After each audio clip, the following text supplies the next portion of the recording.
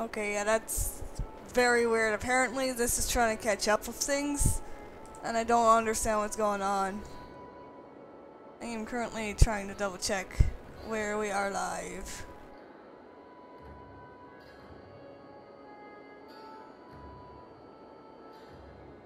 Okay, we're good here.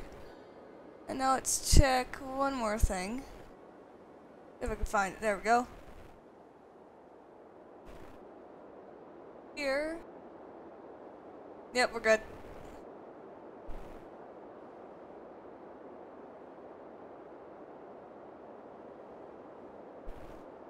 We are good indeed. So what is up, guys? We are here with some more Banner Saga. Okay, someone has an injury. Let me double check this.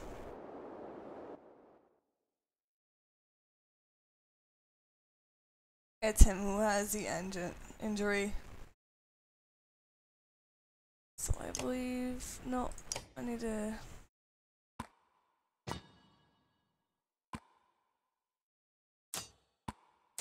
switch you guys around again. Now I believe if I rest, it should work. And get rid of his injuries. Rest. Rest, there we go. I think we're good. We are good to go.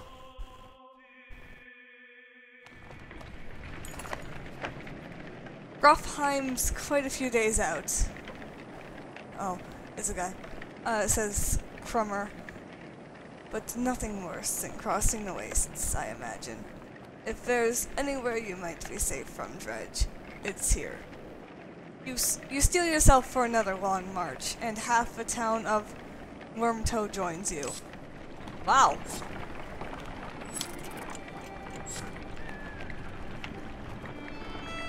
That's actually quite nice.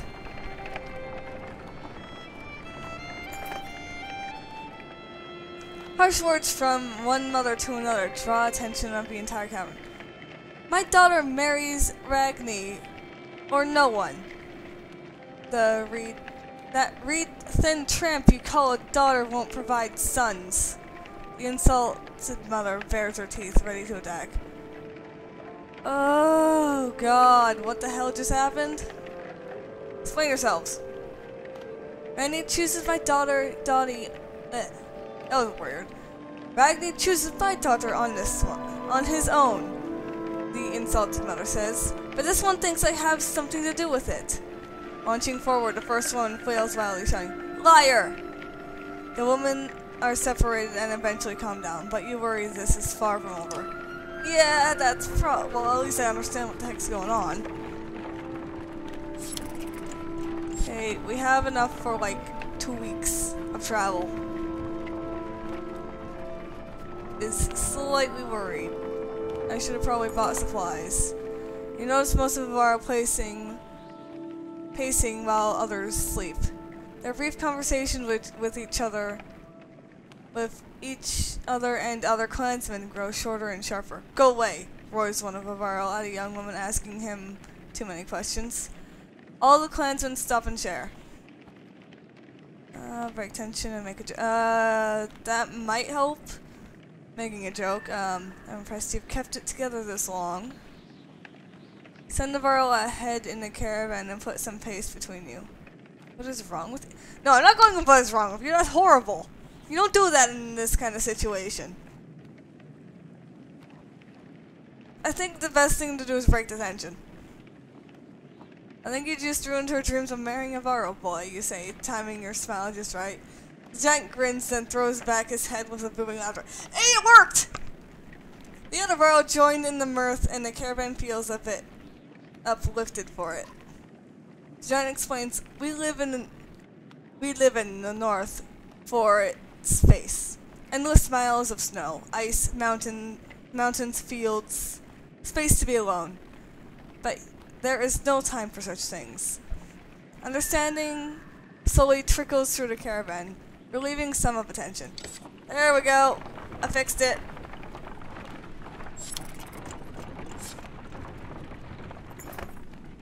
You haven't seen Alette for much of a day.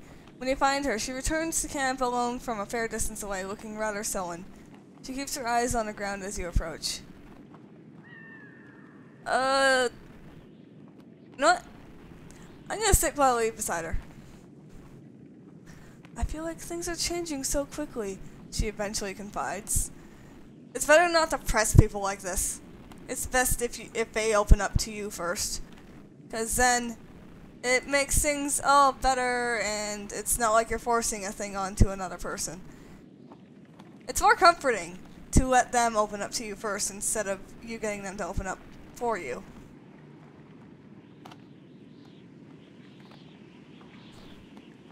Either way.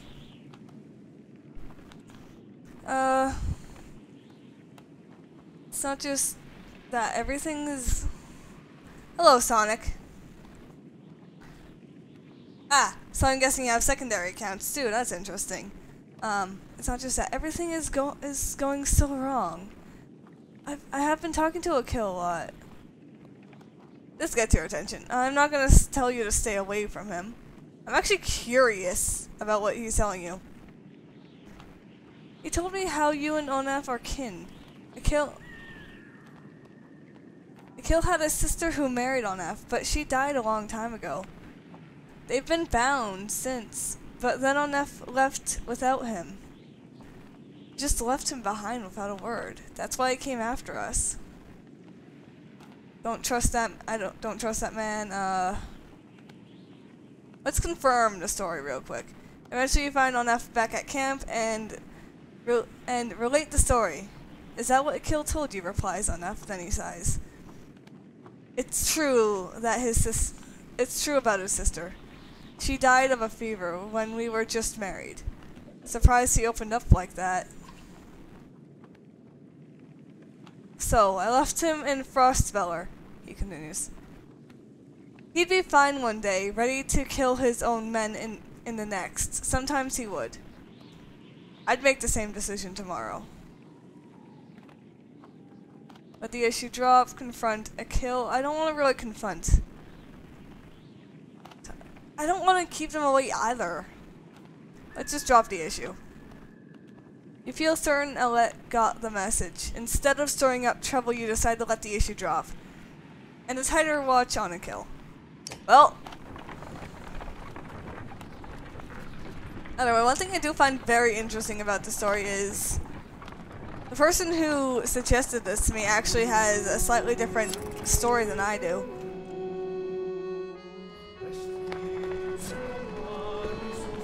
Oh, it's a temple, cool! Well, not a temple, what are these called? They're like statues. And I examined all of these, because these are very interesting, because it's pretty much the lore of the world. Godstone, there we go. A godstone of Merrick looms into view. Upon it carved a great ocean beast. Jagged stones jut out of the snow like shark fins. It's hard to imagine the Nordfelling wastes being filled with water at one time, but the godstone stands as a reminder of the vast lake it used to look across.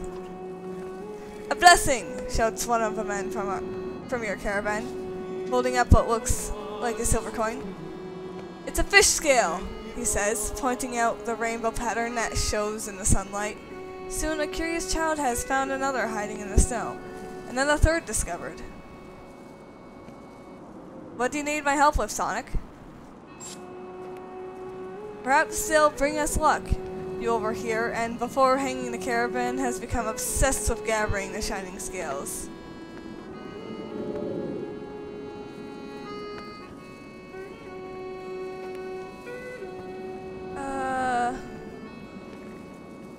I don't want to sit here too terribly long.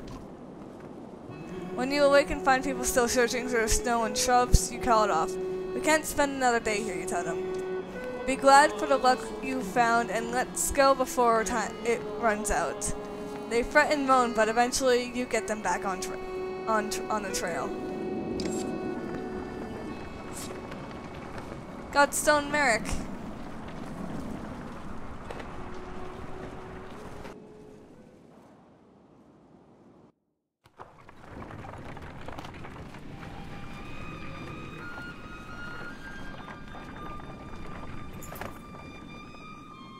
Oddleaf calls you over, grinning.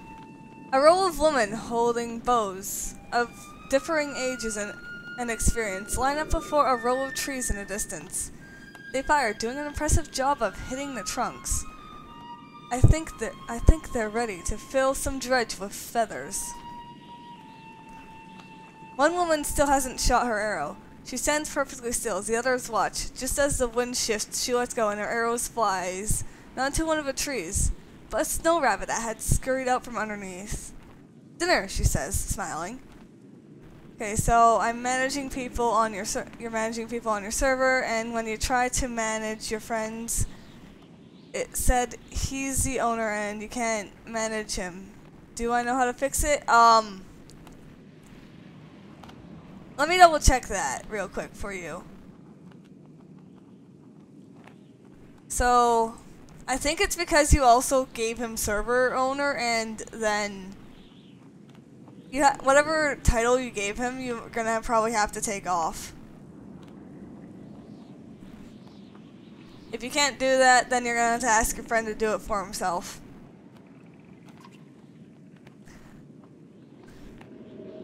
You may have given the server to him if you can't do things like that. A group of men from the caravan approach. Listen here, says one. Practice all you want. My wife isn't fighting dredge. The other men agree on chorus. We don't want to see a battle full of dead wives and daughters. Encouraged. I don't want to have second thoughts. Women can be just as strong as men.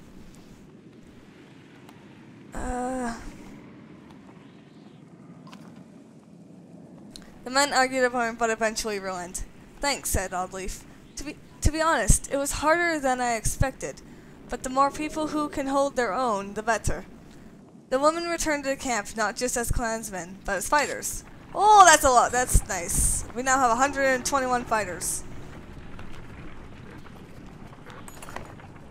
A flurry of snowfall seems to come out of nowhere and quickly thickens until you are unable to see the man in front of you.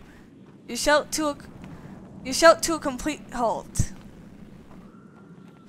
But the screaming winds drown the sounds. A day passes before the blizzard abates and clansmen start to reappear from snowdrifts. It quickly becomes apparent that not everybody is where you saw them, and a quick search of the area is not enough to cover all of the missing clansmen.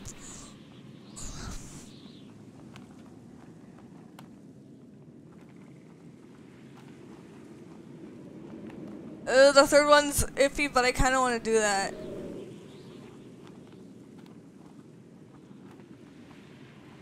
We could commit... no, I'm gonna wait. Collect what you can for burning, you shout to everyone. We'll wait for the lost to find our beacon. Unfortunately, there was no sighting around of dry wood, and attempt to get a fire going are unsuccessful. Eventually, you realize nobody else is coming and return to the trail. Aw, man. We just lost 32 people. That sucks.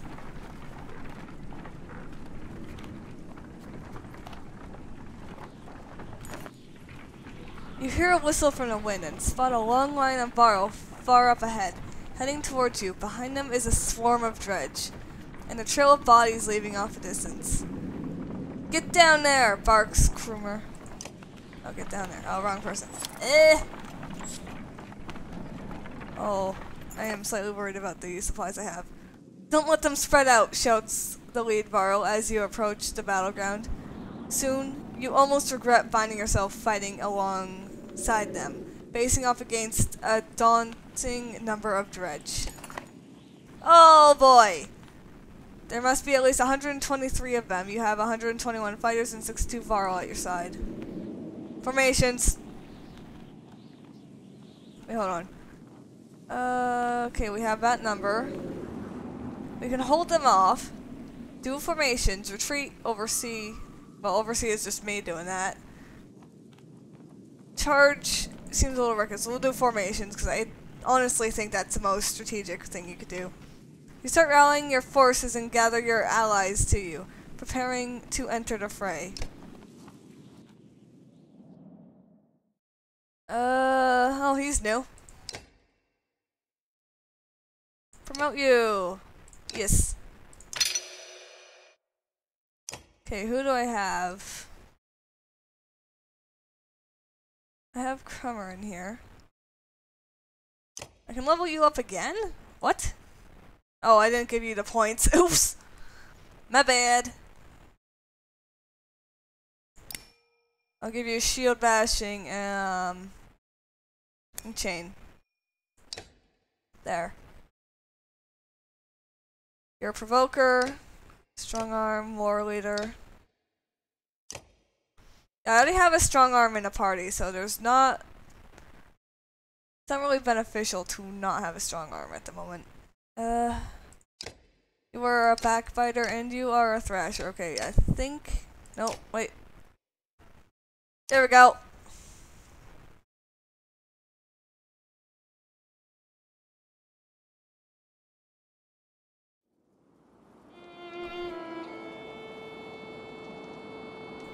Okay, let's figure out how we're gonna organize our people. You can go here.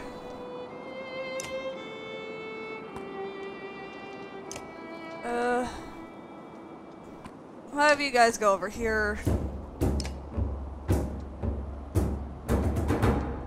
No, I'll just put you back where you were. I think that's good.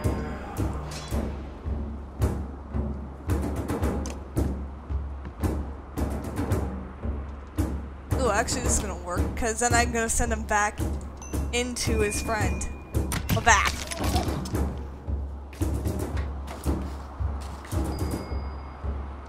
Can you attack from where you are? Yes, you can! We're gonna break your shield.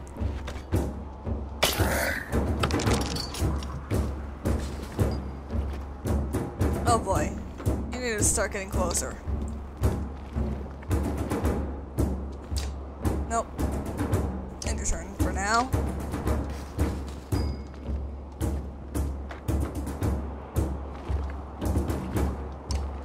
It's not gonna be a fun position. Would he fail for attack and 1 strength, +1 for adjacent ally? Yeah, I don't have anyone adjacent. I can do that though.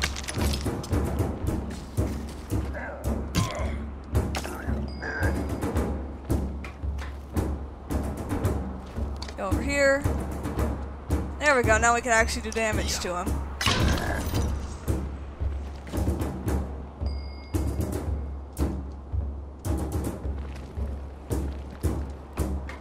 If I go here, it will make it so that this guy can't get through to these guys. Not easily, at least.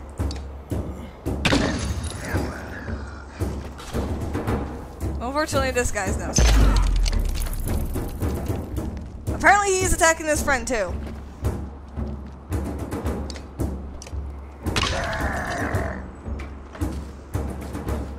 Oh, he's going around. Oh, boy. Ow.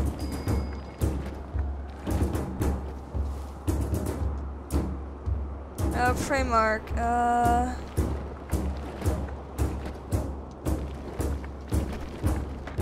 does armor break damage all allies in range. Attack the marked target. This is, yep, this is a close-up, so you're gonna have to go over here. This is gonna be a risk.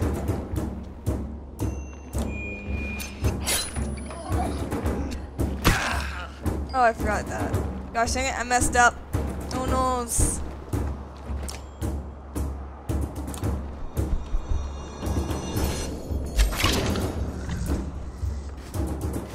Why are they surrounding him? Oh gosh, he's gonna die.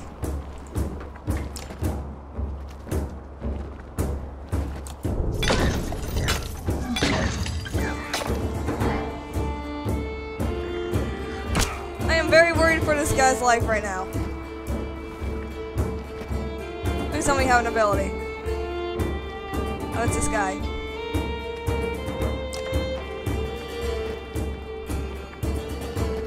Okay, get out of there, please.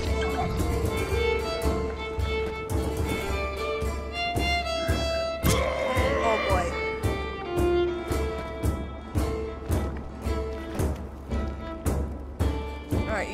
5 HP.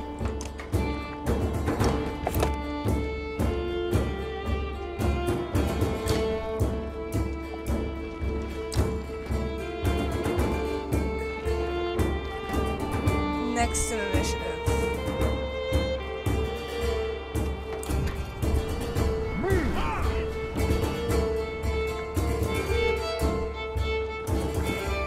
Alright. Ow.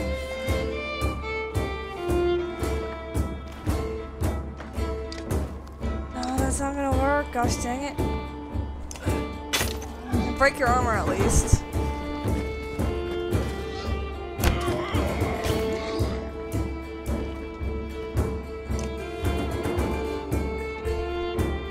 Okay, this'll kill him. There we go. They're all going after him.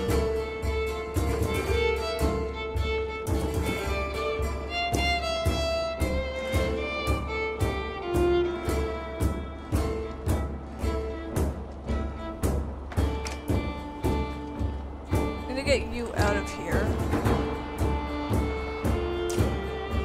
And I messed up.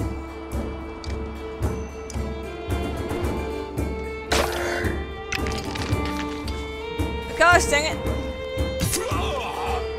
He's dead.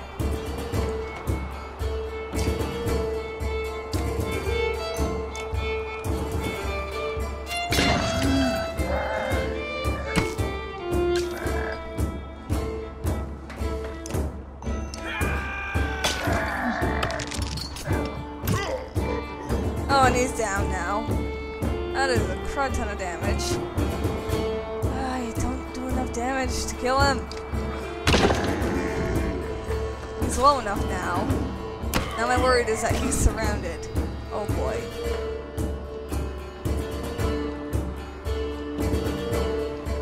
Hold on. What if I put you here? You can kill this guy. I'm not worried about the big guys right now. Well, not the little guys, I mean. Alright, do this.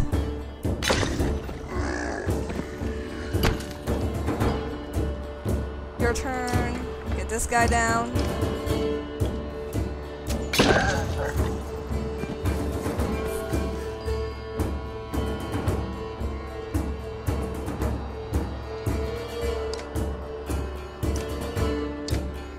Nope, don't end your turn. Push him backstab this guy. Ooh, no. That's 12 damage. That hurts like crazy.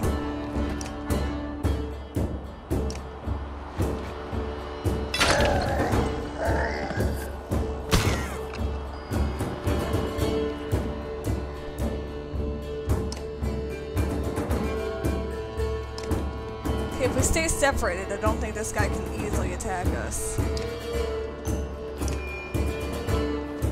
We really need to take this big guy down, though. Oh boy, this is gonna hurt. Ow!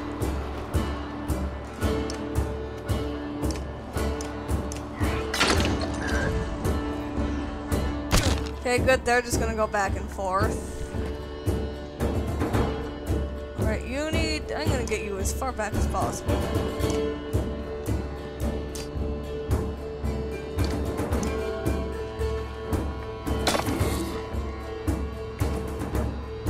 Oh no! That did not work out at all.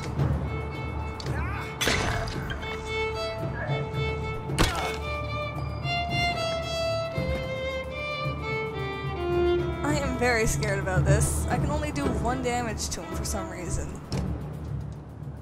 Oh yeah, that's my strength. I'm not gonna survive enough hits if he's going after me. Oh no! This guy's the only one that can do real damage.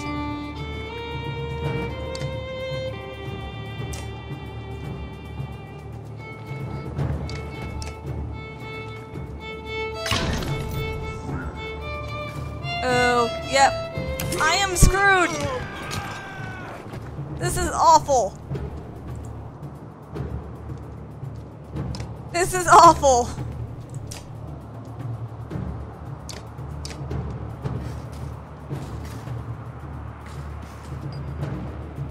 have 1 health. And I'm not doing this right.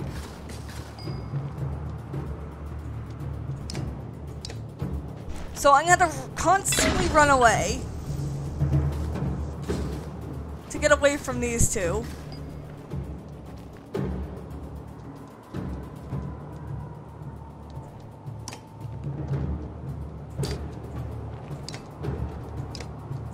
Why is that a 50 for? Oh god. I have to. Nope. And I lost. Or I didn't because he's breaking my armor for some reason.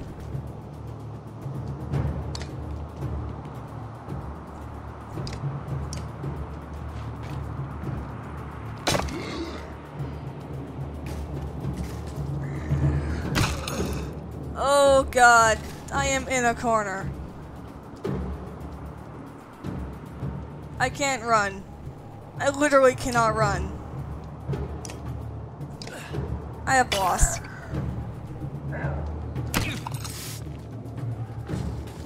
And here we go, there's the 13 damage.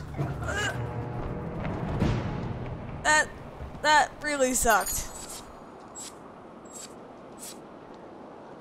That really sucked. Everyone's hurt. The flood of Judge overwhelming you, but above the din you hear Fastolt still shouting to his warriors. When you come to, you realize that they somehow managed to drive off a dredge and keep the caravan safe. That hurt. Isn't this a damn curiosity? This is the second time I've been sent to find Alvaro, who is heading my direction with humans in tow. What's our dredge doing up here? God, does nobody know what's going on around here? They leveled Grofheim to the ground. We've been losing ground for days, Jorundur. And Einartoff. Oh, Jorundur's in Einartoff now. They sent me to gather Krummer and the rest of Wormtoe when we ran across a bunch of slag. And there's a lot more where they came from. Is this all the Varl you've got, Krummer? What have you been doing? Eating each other? Then he went to Blotzbakler. Are you telling me Grofheim is completely gone? And Vognir's dead. The slag on our heel. The Varl you sent off north are probably dead. The world's ending. Come on, this is old news. We're gathering in Einartoft. That's where we need to go right now. Wait. Basalt takes a long moment to look out over the caravan of men, women, and children behind you. Not them.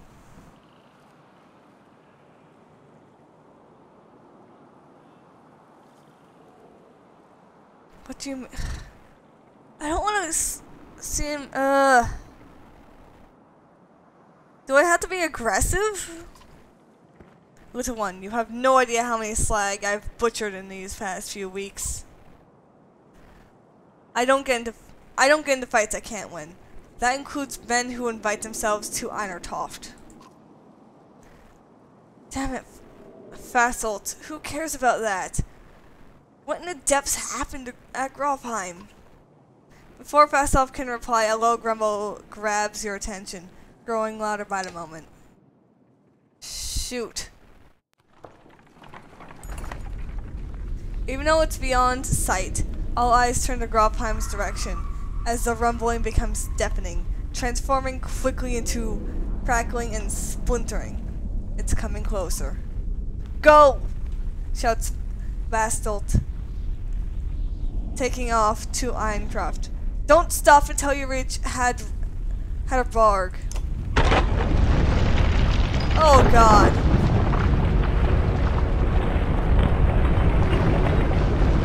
Oh, that does not look pleasant. Oh, that does not look pleasant. Part of a mountain is just gone. Wait. What the fudge? Is the mountain alive?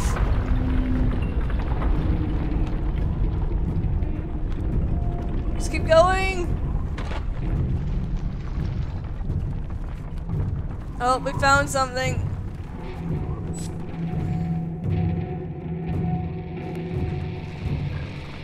Oh my goodness. There's like a brigade over here.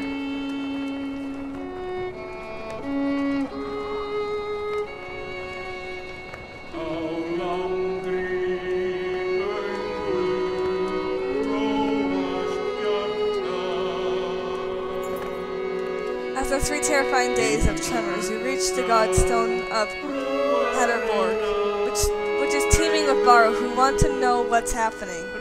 Others busily mend makeshift defenses set up around the godstone of Hatterborg, creator of the Varro. Hold up. Hold up, pants Basalt. Between long gasps there. We're going to have a talk.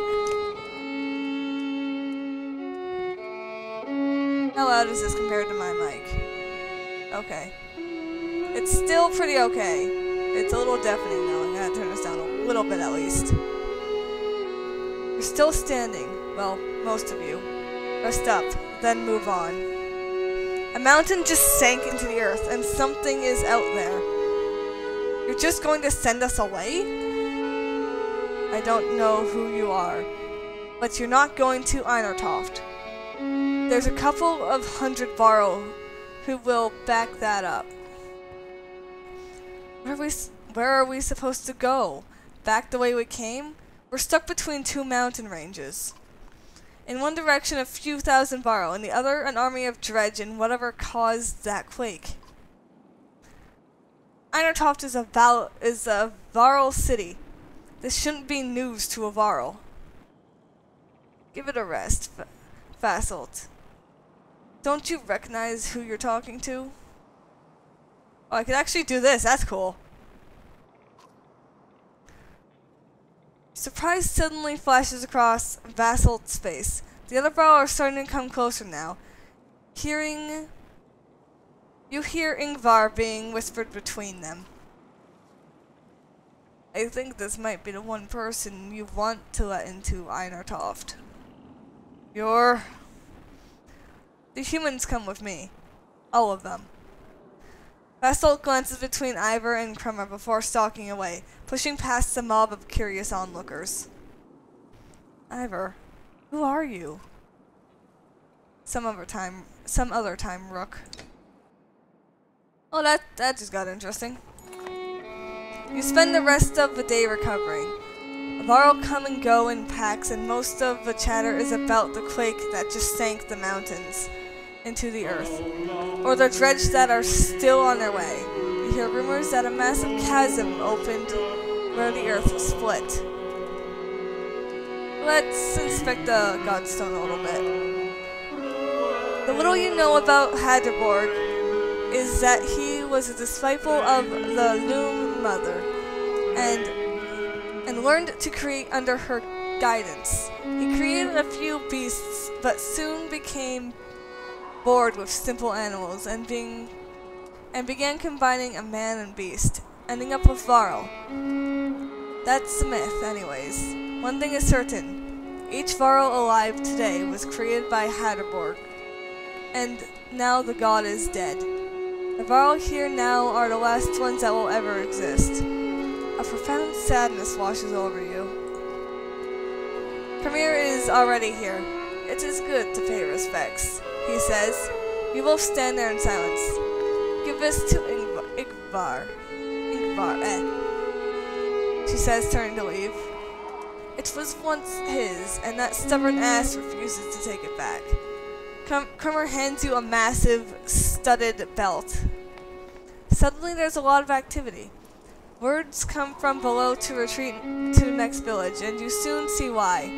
A black shadow is sweeping down the valley from the direction of Grofheim, where the quake, or whatever caused it, has obliterated the mountainside. On closer inspection, it's a mighty ocean of dredge, more than you would imagine possible.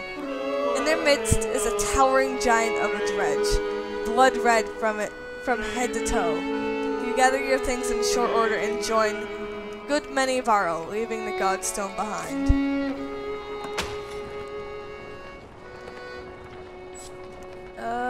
What can I do? We at least got some supplies, which is really good. Let's just real quickly camp, because everyone is hurt. Everyone is hurt. Plus I want to equip the item I just got. I can't, never mind.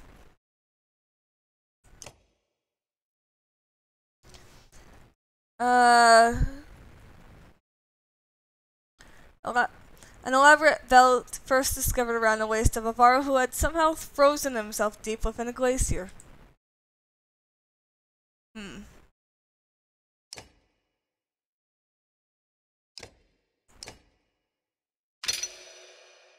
I'll promote you. And you don't even have a single chain, so I'm gonna give you 2 points in that.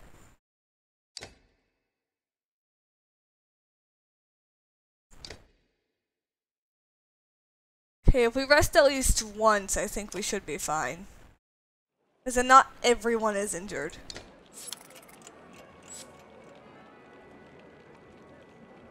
Alright, let's go.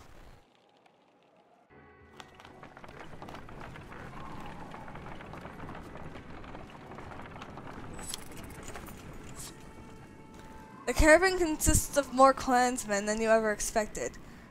Accusations of stolen chickens, missing heirlooms, and concerns over daughters' virtues are the sorts of things you hear recently.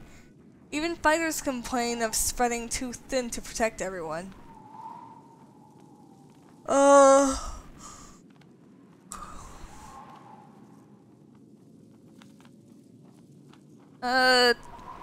Okay. I think the best idea would be form a council. You select a few older members to solve everyday issues, but infighting neuters their progress. Other members feel they could do a better job. Ultimately, while it buys some time, the council dissolves, tired of the thankless and demanding work. Oh boy. There's a camp over here. There's like an... Wow. We're heading off to a lot of stuff. Ivor tells you we can't stay here long. It will take 3 straight days to cross Burrough Pass. So stock up. There is no stopping once we leave.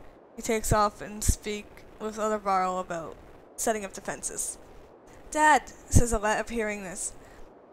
I liked old Ivor. Somewhere in the back of your mind you feel the same way. You focus on preparations instead, realizing that you may be one of the first humans about to set foot in Einertoft. Well, let's quickly buy some supplies. +1 arm per turn. Oh my goodness, that's a good item.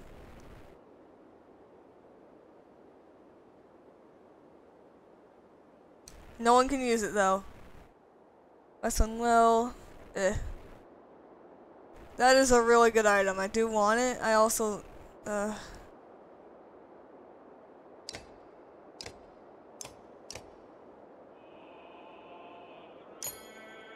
there we go. We got 12 days worth of food. I do want to buy this though, because that item looks so good. Just one more day. Someone's level 4, I know that much. You're level 4.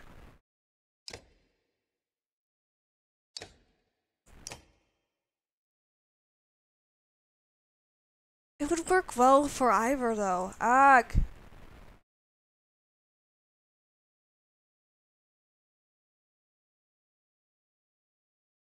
I am torn. Rook's been the one who kills the most. Well, we're leaving. I did buy an item I think is extremely beneficial.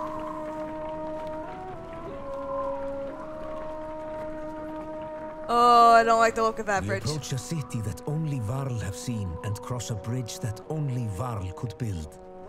Let us hope that we are the only unwelcome visitors to pass. I don't like the look of this bridge because it looms very, very, very thin. And plus there was a quake.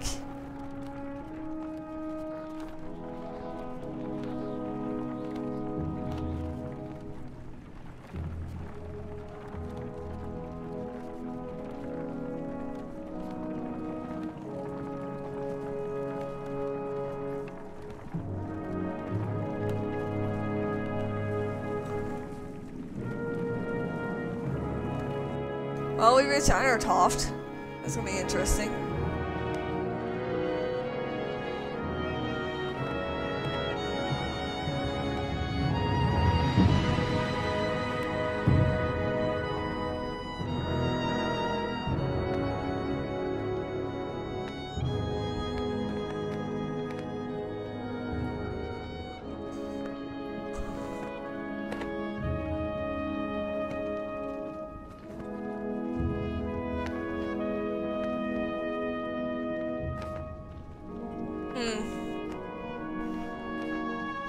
Looks interesting. There's a lot of Varl here. All these warriors. Another great war is upon us. It is the third time I have seen such a thing. There are far fewer of us now than there once was. Comer heads up to the stairs to the Great Hall, and returns shortly after speaking to some Varl. What did they tell you? By all accounts, the Dredge are coming here. Looks like they plan to end Varl for good this time. This place will become a killing field soon. They say the Prince of Men is here. They've got a mender too. Oh wait, did we just meet up with the other party?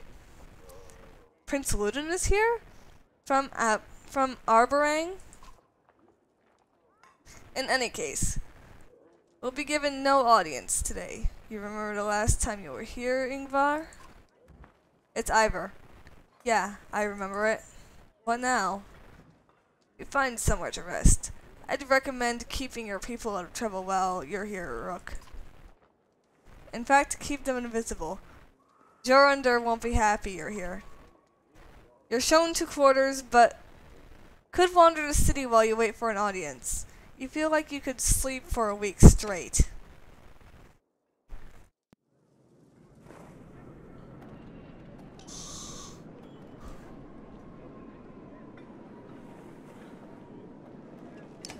I did already check this stuff, so there's like no point. I don't have much renown anymore. So do I just rest? As you settle in, you receive word to come to the Great Hall next morning. I suggest not to speak unless addressed, and even then, keep it short. In your dreams that night, you see Varl kings fighting with dredge lords. An ominous feeling lingers as you prepare to enter the Great Hall.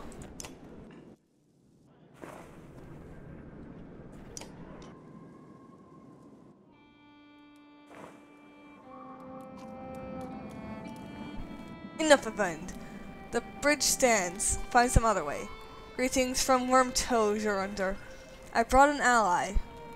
Oh, it's him. Who are these people? We don't have time for games. Wait, I know you.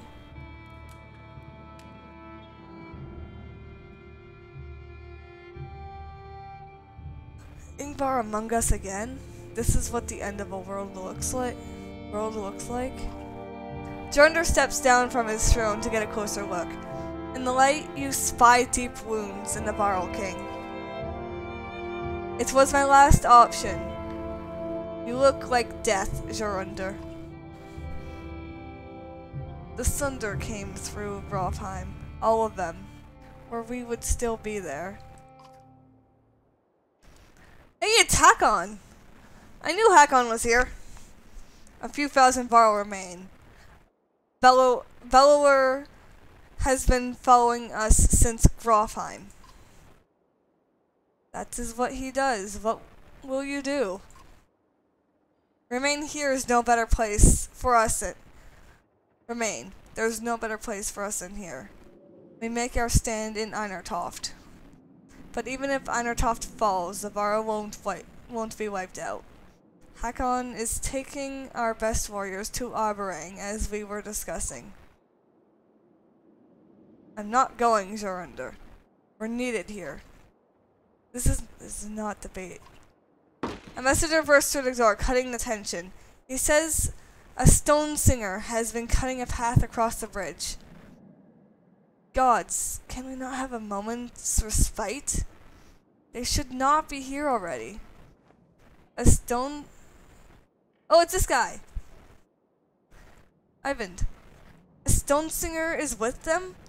Let me bring down the bridge as I said. It will buy us... I said the bridge stands, Mender. I say it again to you, the Prince of Men, and the whole Mender Council. Were they here? Were they here? I will not say it again. Hakon, you go to Aberang. Ivan, do not even touch that bridge. Am I understood? You are. Then I'll confront the singer myself. Nobody tries to stop Ivan, but many follow as he leaves the Great Hall. Oh boy! Please don't tell me he's gonna die. Ugh. Stretch. The Mender walks past the great companies of Varl on the way to the bridge. A tall, thin creature stands there, two black spears over its shoulders, ringed by dredge. The Varl have backed away in fear. Ivan stops before the stilted ledge figure. Suddenly, Ivor is beside you. What is that thing? I do want to know what that thing is, first of all. A stone singer, mutters Ivor. As close as the dredge come to menders of their own, I've only seen one before. It didn't go well. Can he win this? I don't know. Think we'll find out. I don't... We should help him. You expect Ivor to refuse, but instead he walks with you. Listen to me, Rook, he says.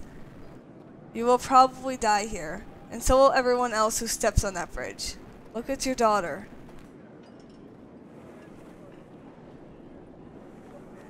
Are you prepared for that? Ugh. I don't want to let this fight go on without me. That's part of a thing. You're not doing this alone. I won't stop you, says Ivor. Fight like it's your last. You're not sure what to expect, but you draw your axe and soon find yourself standing behind Ivan on the bridge, wondering if you made the right decision.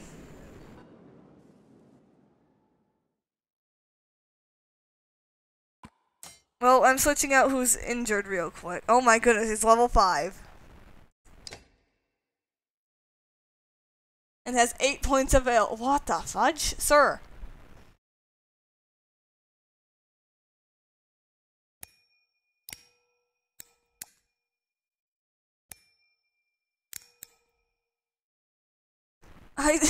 I was literally not expecting this from this guy. But I'm gonna align his points as such. Everything goes up.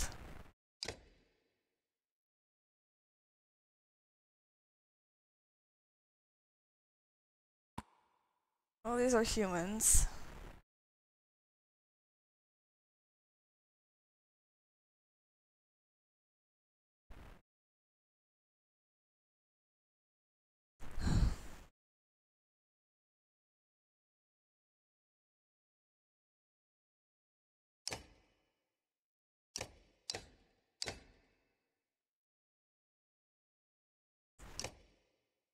I'm gonna give you this.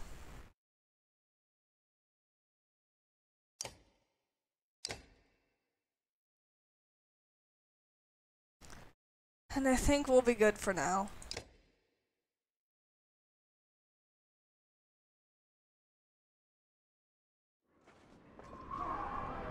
Welcome back, Sonic.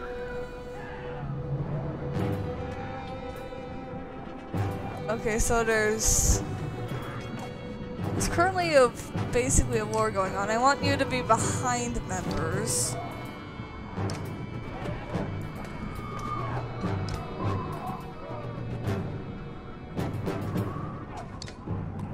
I need to move you two out of the way.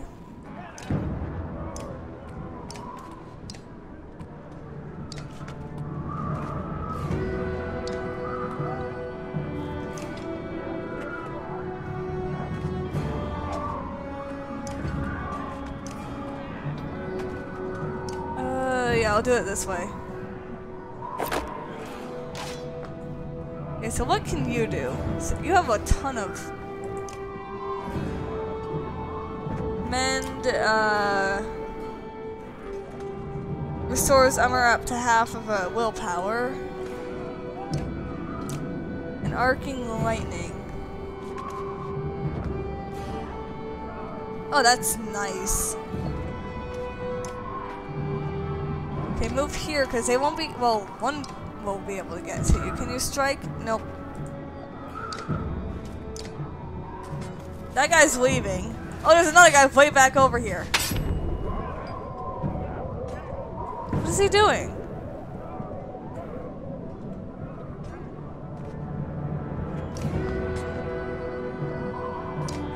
Okay, I'll do this so that...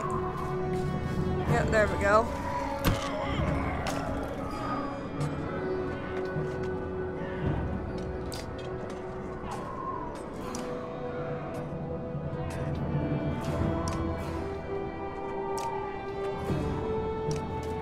There we go.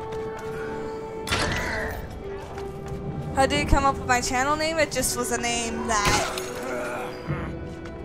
It's a weird, it's an interesting story, my channel name, actually. So, I came up with it mainly because of the fact that...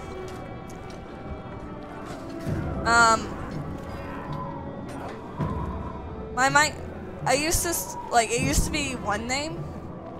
But then it changed to this one. The older name was, the Hellfan 13. But then that got changed mainly due to the fact that, well...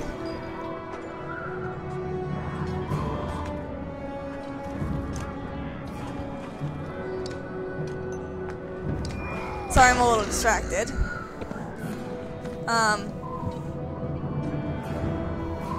I changed it because it didn't make sense, and most of what was on my channel was from Minecraft, and the Minecraft username I had was Little Ithian.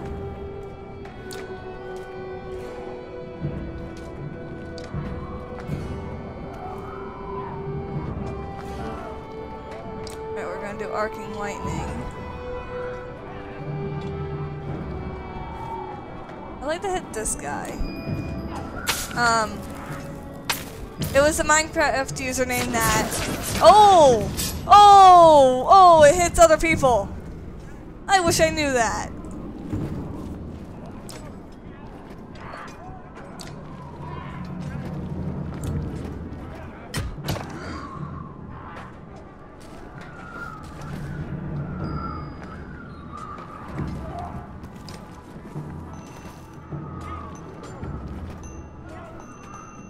There we go, 7.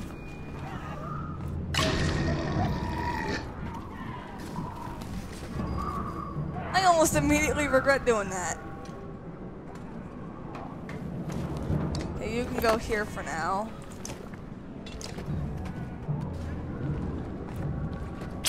What are you doing? Oh god. I don't like how that looks.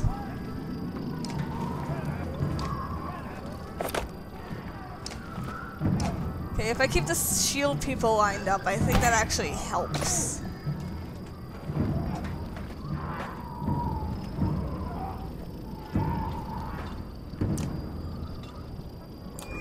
Malice! Fudge you! Alright, who got the most Oh, he's very close to being dead. So is he.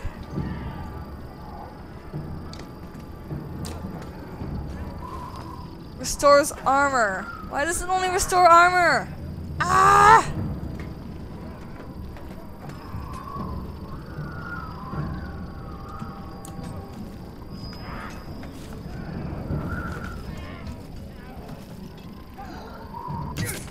Ow. There we go, that's exactly enough damage. Or more than enough damage.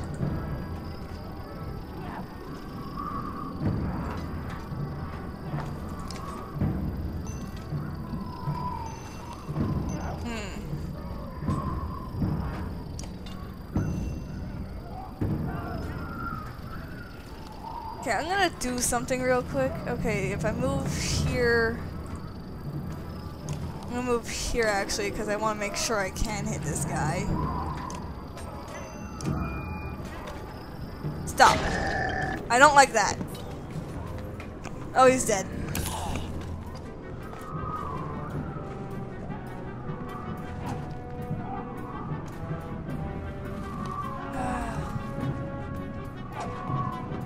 You should probably... No, I'm gonna move you back, actually.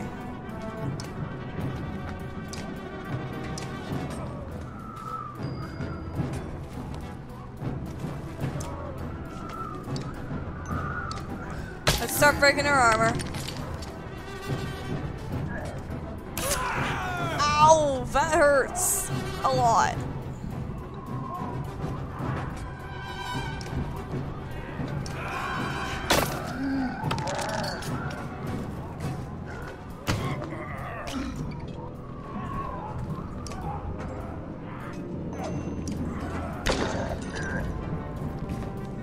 So he's gonna do this again.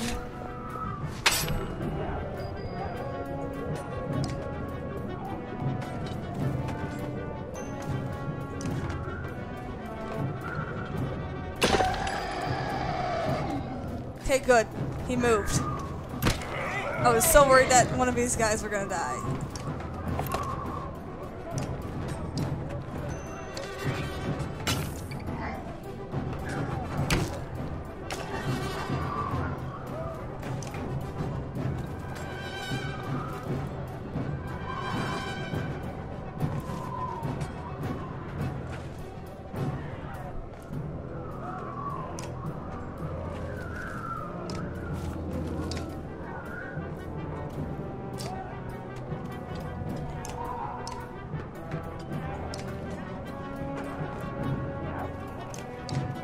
I have no idea what I'm doing right now.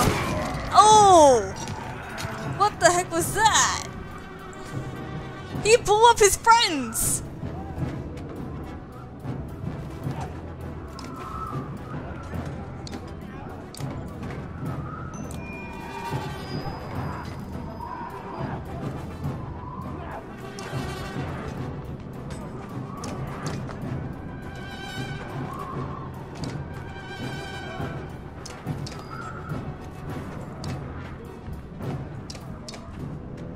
Thank you for approaching.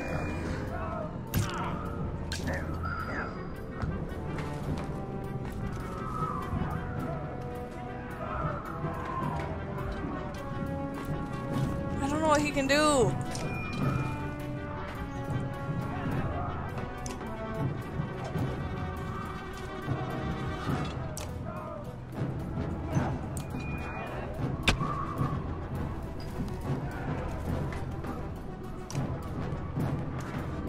I can't hit him from here, gosh dang it. Oh, that was poison. Oh, crud.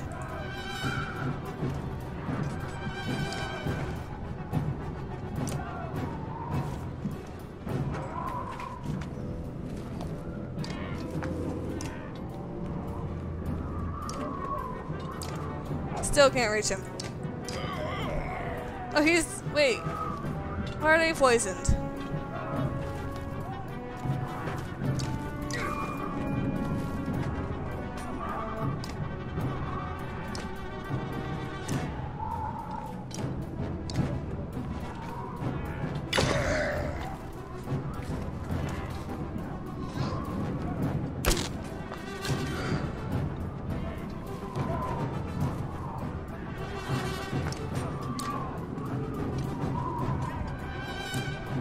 I have no idea what I'm doing.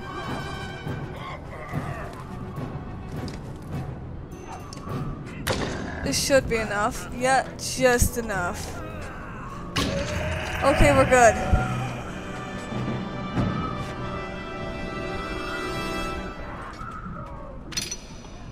Hogan was injured. Onef was injured.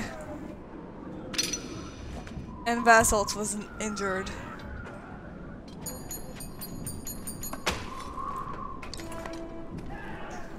The stone singer falls hard. A howl like a hurricane sweeps across the bridge. The dredge part like a black sea. From their depths steps a crimson behemoth, and a wave of sheer terror hits you like you've never felt before. Bellower. Get the mender out of here, Ivor hisses, and run. Your legs move almost with a will of their own, though you can't pull yourself away from watching what happens next. Oh no. Oh no!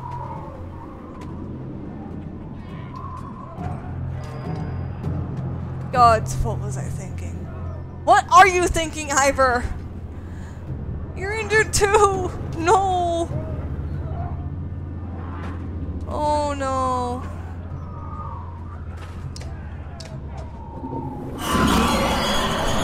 Ow!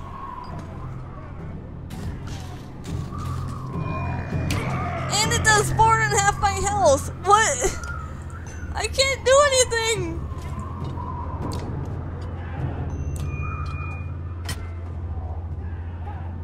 I can't do anything, no!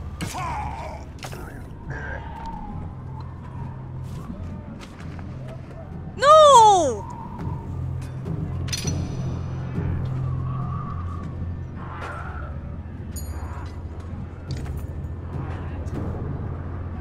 Either writhes in agony, his arm torn clean off by the bellows onslaught. The Sunder raises its weapon for the killing blow. Sunder! Face me! Screams an uncertain Ivan, stepping back onto the bridge, raising his staff high. Even from here, you can see his arm trembling. You feel practically frozen in place from watching. Oh god. Oh god! There's a thing in the background.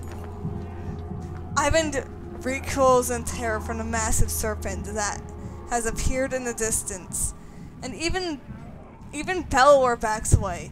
It leans in close to inspect two armies, flicks its great tongue, and then indifferently lurches over the mountainside, out of sight. The dredge are a knot of confusion. Some cower, others crouch in what looks like worship. Hakan strides over above Badin. Ball rush towards, bowling over surprised Veg, gaining ground. Bellower has receded back into the horde. Jorndor watches from atop the stairs. Hurry! Says Ivan, suddenly pulling at your arm, snapping you out of the moment. You rush to Ivor laying on the ground amidst the fighting, still breathing despite a missing arm, and drag him back into the city. Well, crud! Ah! Ew, news. Can you save? Yes, probably. Give me silence. Nearly 3 hours pass silently as Ivan plies his trade. Flesh slowly forms and closes across Ivor's torn frame. That is as much as I can do. He should make it. Thank you. The mender looks exhausted, leaning heavily against the bed.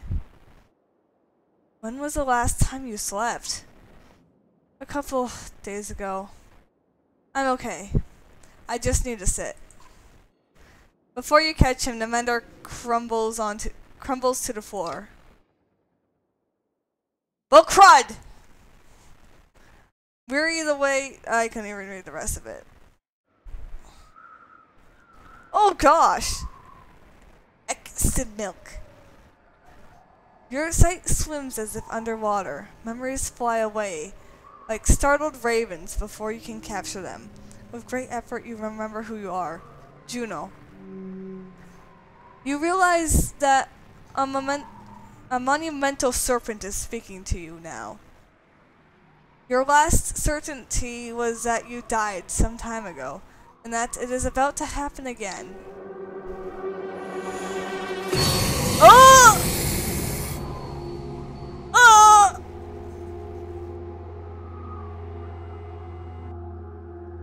Oh God! Frustrating.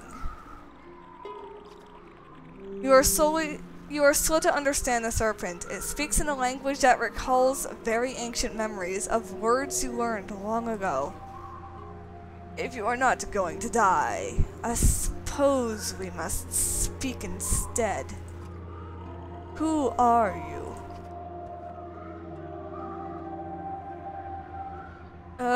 My name is Juno. You are Juno. It means nothing to me. Maybe I asked the wrong question. What are you? What is your purpose? I don't think the serpent's gonna understand. Do you ask the hammer what the blacksmith is making? This conversation becomes more meaningless by the word.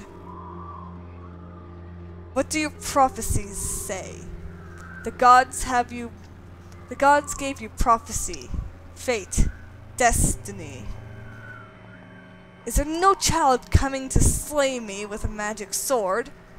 Are there no stars in the sky foretelling this disaster?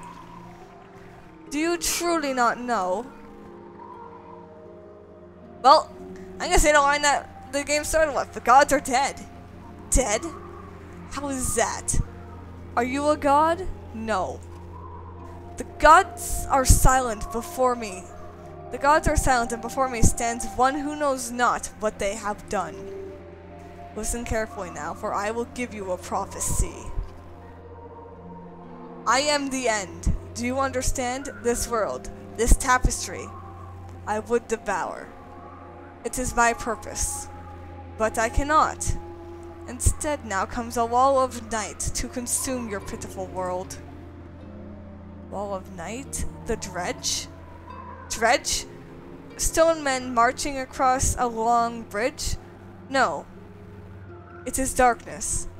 The egg white that has turned black. I meant to devour the tapestry itself, not idly witness the dusk smother this rock. I am incomplete, a worm crawling through a dung field. Because of you. Who are you to take my destiny? What are you? Return what is mine! Oh boy, I have no idea what's going on. Here we go again!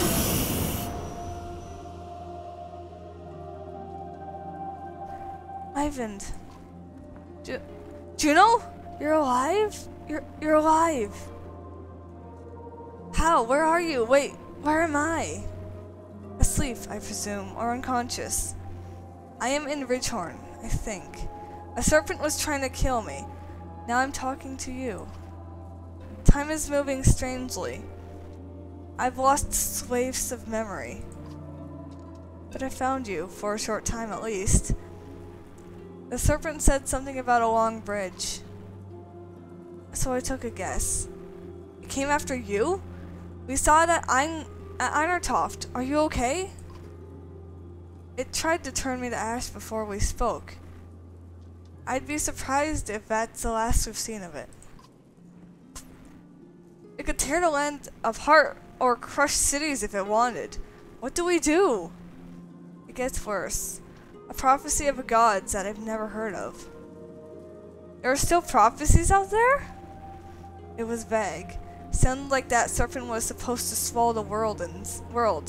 Instead, some kind of darkness or nothingness is seeping from the north. It devours whatever it touches.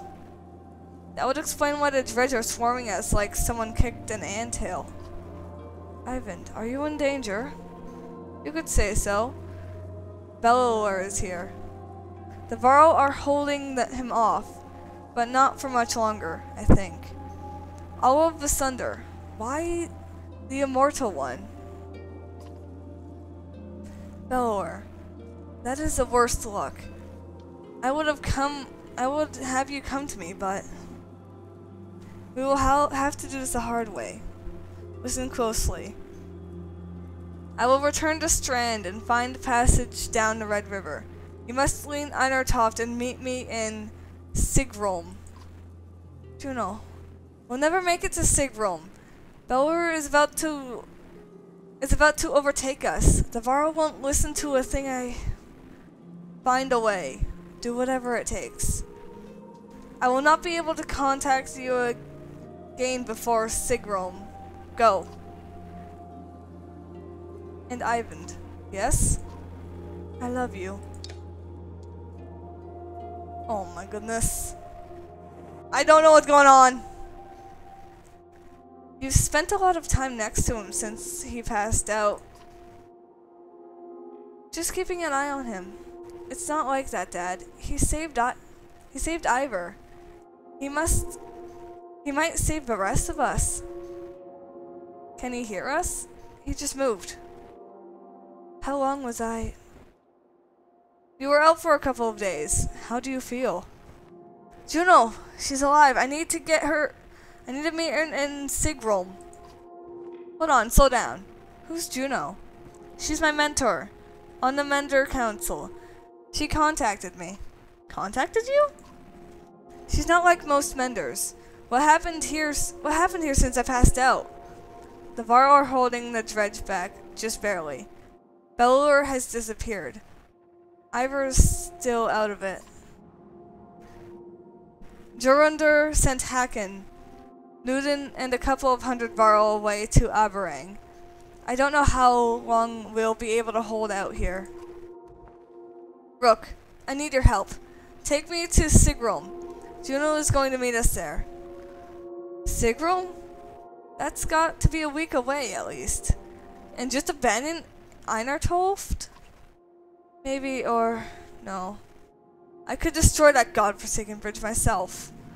That would delay the immediate threat, but Jorundur would never agree to it. I need to understand a few things, Ivan.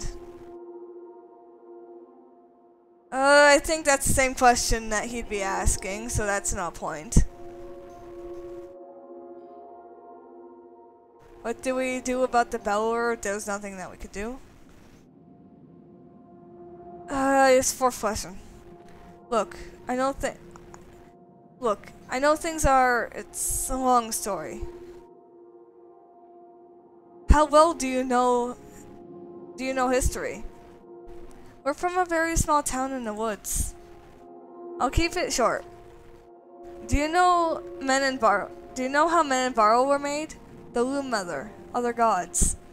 It is the first Great War. In the first Great War, the armies of men and Varl hated each other. They fought bitterly for land and dominance. Then one of the gods created the dredge. They were such a threat that unless men and Varl set aside their differences, they threatened to wipe out both races. So they did. They ended the war, pushed the dredge into the north, and formed an alliance that held ever since. The Second Great War began generations later. The dredge rallied their forces, defeated the Varl who watched the borders, and laid waste to unexpected settlements throughout the world. They were led by Sunder, powerful dredge warlords and weavers like Bellower. He was there in the Second Great War. Humanity was on the brink of extinction when the inner circle of Menders went forth, and finally sent Sunder and the dredge deep underground. For the most part, the dredge haven't tried to return since. Well, until now. Those Menders are called Valak. Juno wasn't there herself, but she formed their bloodline. So another great war has begun. If I don't think the world was ending, it would be incredible. Ancient history is playing before us. What about the serpent? That's another story. There's nothing in Mender's libraries about that thing. It must have something to do with the dredge returning. That seems likely.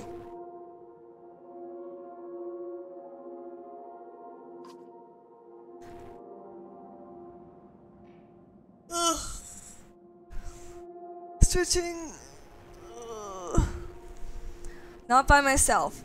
I could blast it apart, but this bridge wasn't made to fall. It'll take time and concentration.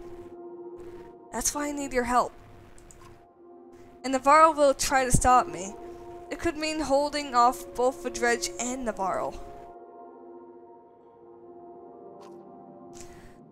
I can't stop him, but I believe Juno can. That's why we need to go. We could just leave. Let the Varl die and give us a head start? It's not my first choice. I've done everything I can on my own. Well, this is the last question. I can't completely understand it myself. The last time I mentioned it, he made his mind very clear. He'll let the city and the rest of the world fall before that damned bridge. I need to think about this. I understand. Be quick, Rook. There has to be some way to... I can't believe Bavar would be so stubborn. Speak to Jonder yourself. He's in the Great Hall. Maybe you'll have more luck, or maybe he'll put your head on a spike. Rook, I hate to put all of this on your shoulders, but I've got a few friends here. Come to a decision quickly. Either way, we can't stay. We have to make it to Sigholm. Juno will know what to do.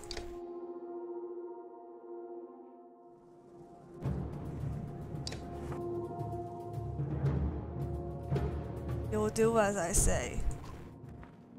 I'm not here to argue. I'm telling you that we're dying by the dozens every day now. You sent our best away with Hakon. How long do you expect us to last? You asked for this command, Basalt. Don't let them get across that bridge. Basalt takes his leave just as you approach. Not great timing, you think to yourself. Thank you for the audience.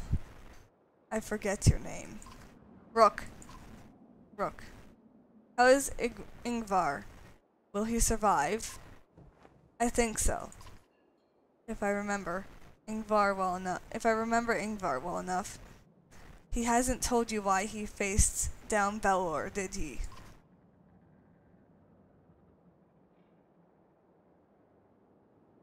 He keeps to himself. Yes, that sounds right. Ingvar confronted a Sunder in his youth during the Great Wars. He won that fight. None other would the Menders have done that. He proved us stronger. Maybe he fought to do it again. Ever killed a Sunder? How did he end up in Skoger? You'd have to pry that from him yourself. I don't know. He disappeared when the last king tried to name him Kender. It occurs to you that Jonder would not be in the throne now had that happened.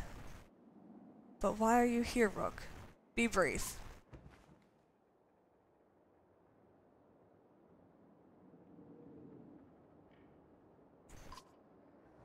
Oh, you have the answers. Wonderful. Come sit upon the throne. Every man I've ever met thinks he'd rival the gods himself, if only he were in charge.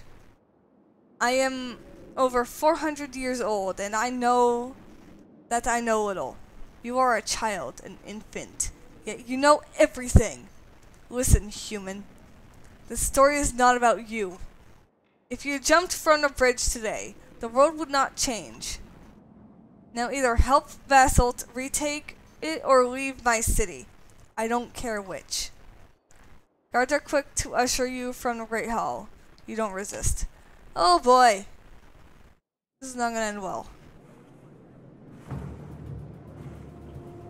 How would we destroy the I don't know what to do.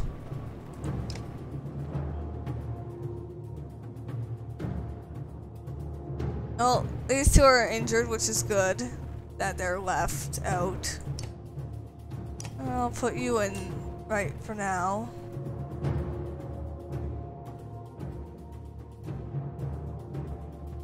But it's only humans here. I don't know what to do. I'm gonna switch gear real quick. Just so that everyone can have something equipped.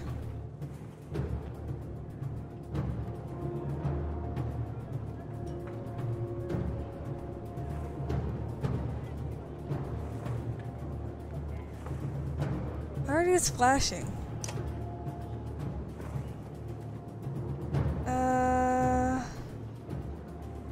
None of that seems useful.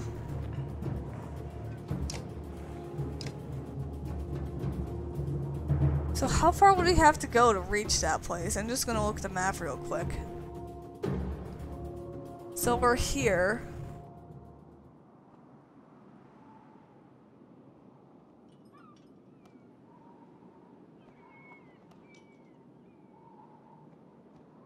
Well, she said she was gonna be from...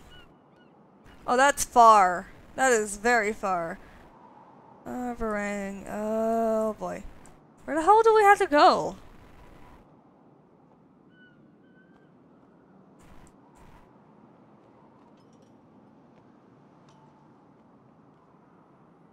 Oh, it's over here. Okay, that's not as far as I thought it would be. But it's right here, that's where we are gonna end up needing to do. On a spit of land just from within the lake, and a place of prestige to live. An expansion soon became impossible on the small island, and ownership was passed down from generation to generation. The crystal clear lake, water, and beautiful surroundings made it the land desirable to a point that a wall was eventually built to keep away jealous neighbors.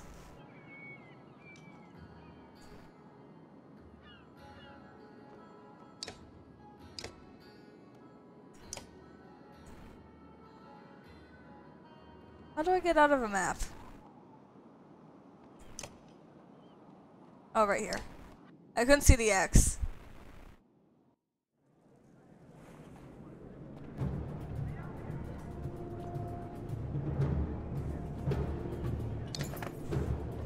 Ivan nods when you tell him you'll help destroy the bridge.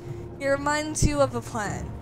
Get him out onto the bridge and give him time to strike it until it falls.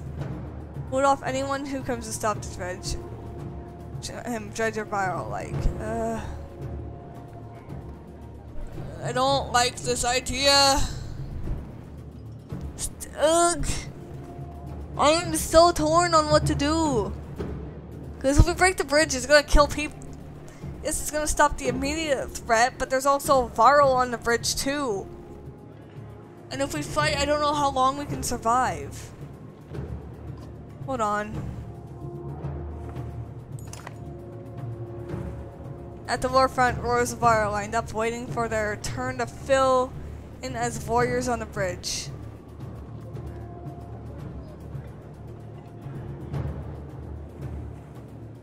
I don't know what to do.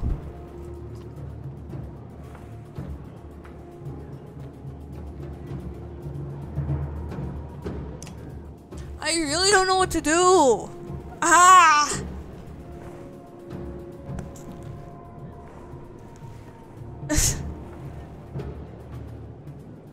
I don't want to make conflict any worse than it already is. Gosh dang it.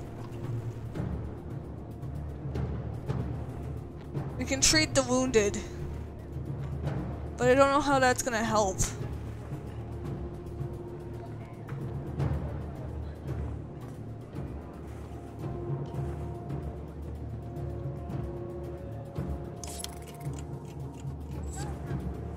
Alright, so we've done that. Anyone else injured? Hey, you're good.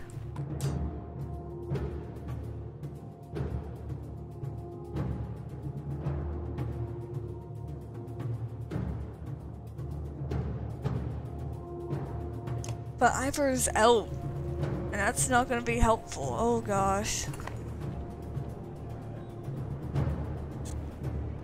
They've lost ground on the bridge since yesterday. Oh no.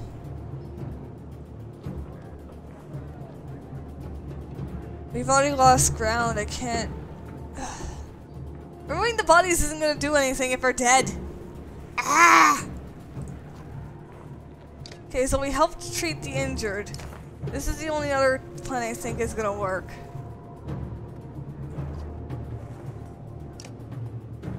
It's the only thing I'm thinking is gonna work. And it's gonna suck. It's gonna be awful.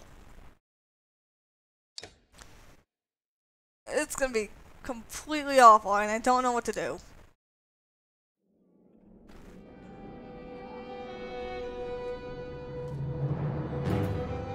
So we got 2 archers, and Mender's gonna need to back up a little bit.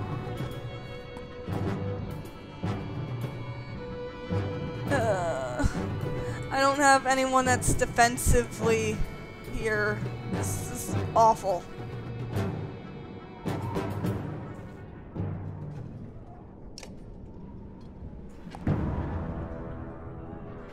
Okay, 16 and 11 versus 10 and 15. Oh, this is not gonna end well.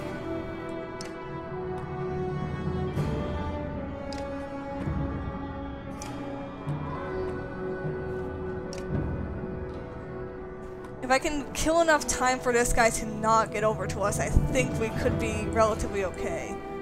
But like, Jesus Christ. This is not ending well.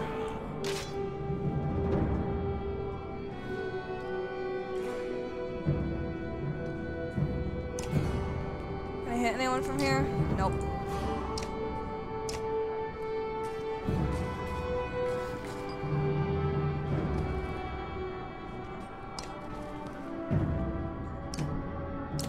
Nope.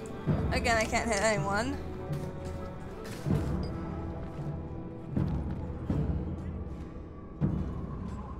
Okay, where can I hit people? I'm just gonna end her turn there.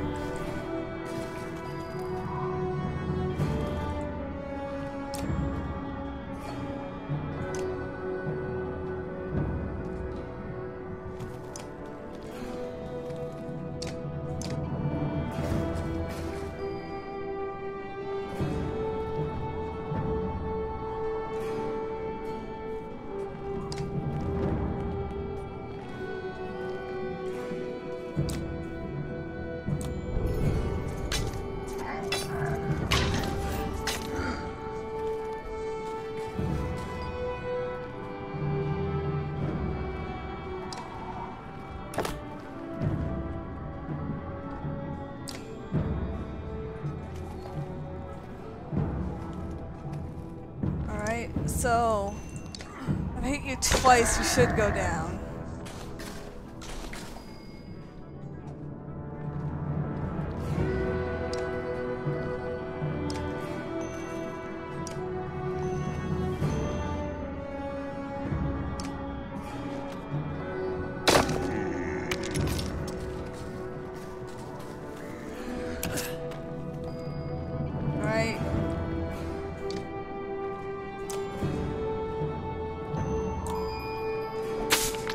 Please don't hit any other targets. Okay, that's good. Hey Tense Cabbage, welcome to the stream. Currently, we're trying not to die.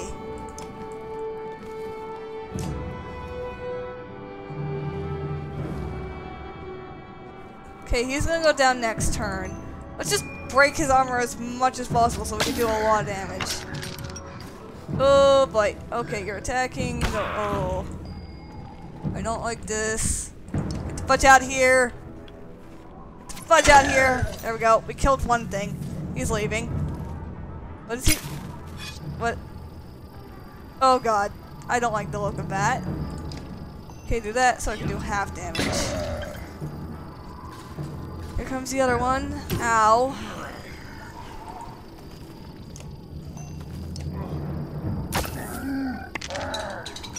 He's getting closer!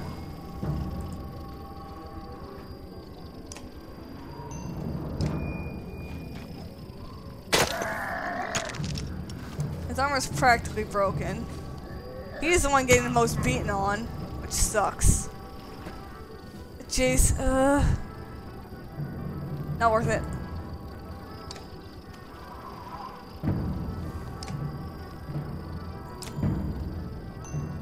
Not worth it. I'm just gonna give you back armor.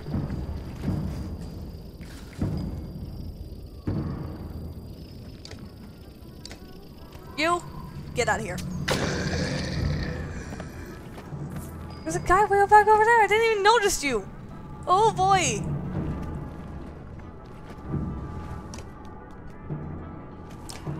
I can't hit you with a rain of arrows, but my attack does 6 damage. Well, I'm gonna make it do 7. Bam. I can't do much, and this guy's gonna start moving over here now. Ooh, yes. Take you out of here. Get out of here. You don't like how you're getting too close, and I don't want you to stay here. You're gonna get taken out 1 turn anyways. Okay, you block him. Oh my goodness. Oh, this is gonna hurt. Ow.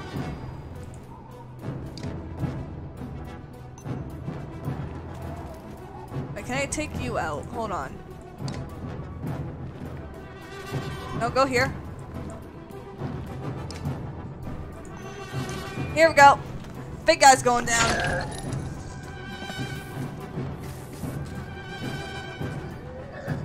Ow. Okay, everyone's in a horrible position right now. Who's lost their armor? No one.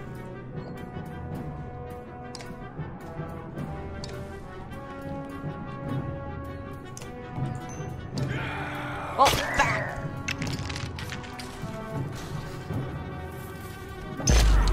Really? What was... I don't know what his idea was.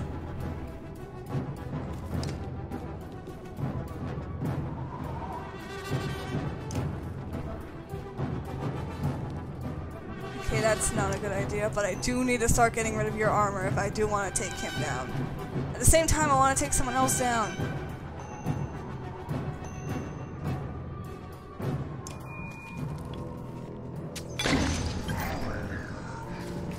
Oh no. Ow.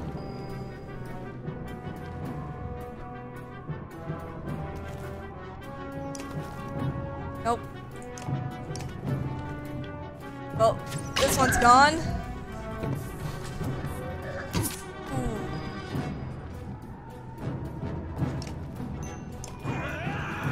Break your armor more. And he's down.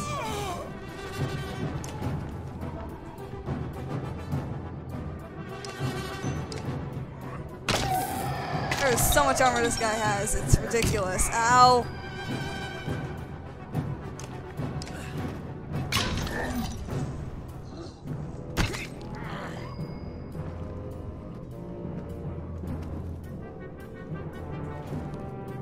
I don't like going too close to this guy.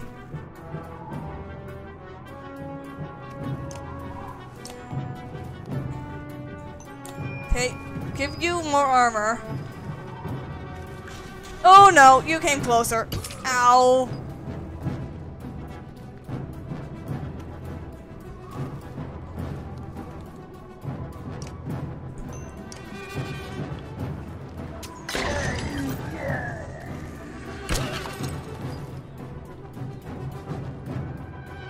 Okay, taking out big guy.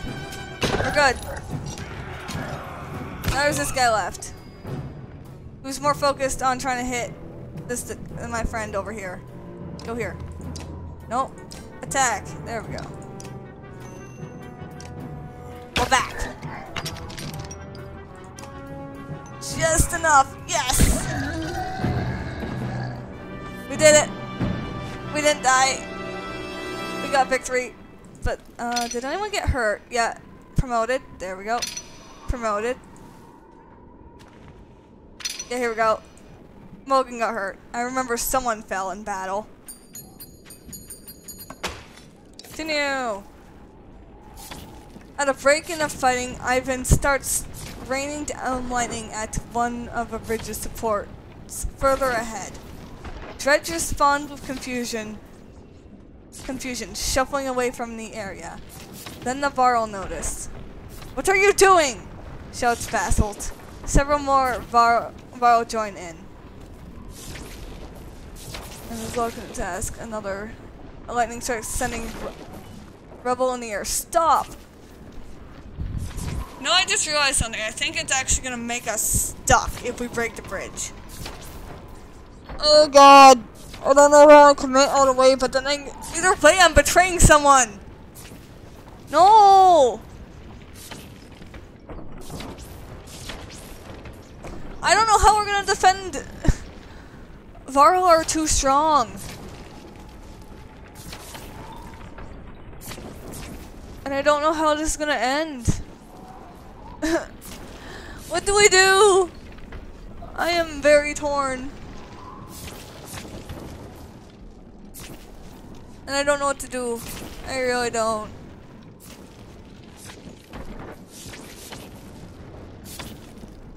Oh god.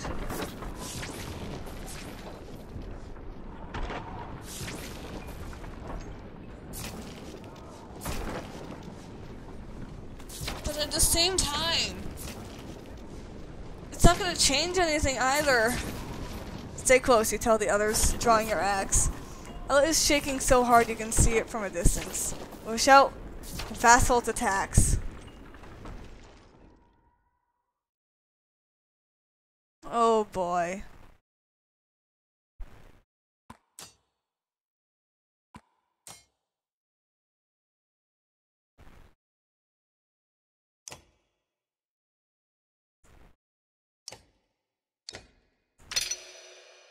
Promote you. There we go. That should help at least a little bit. Can I promote you or no? No, I can't. I need so much to promote you. You're like level 5 at this point.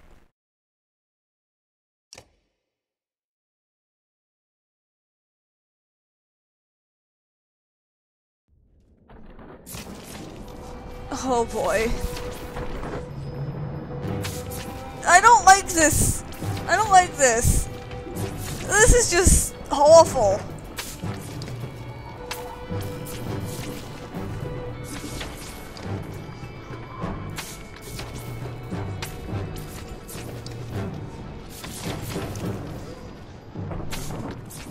I don't know how I'm gonna do this. As long as I keep it like this, I don't think they could get back to the archers, but at the same time, these guys can easily get taken out too. I don't know what to do. I really don't.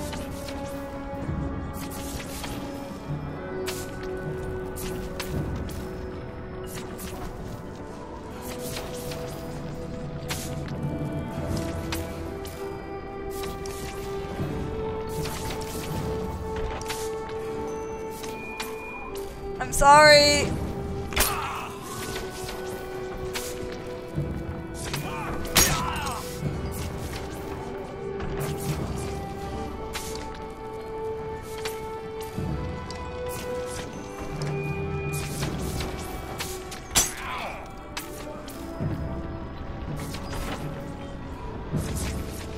Okay, that's a little overkill.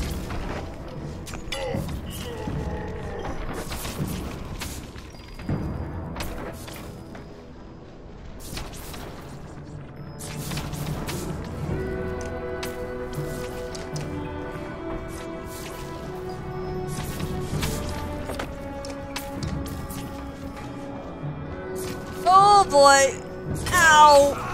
I need to move back.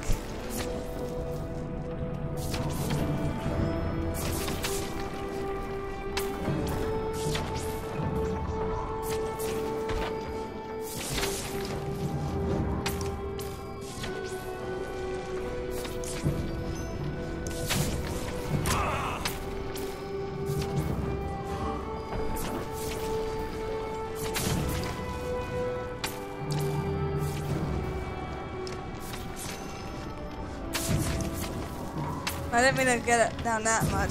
Oh well. It'll help a little bit.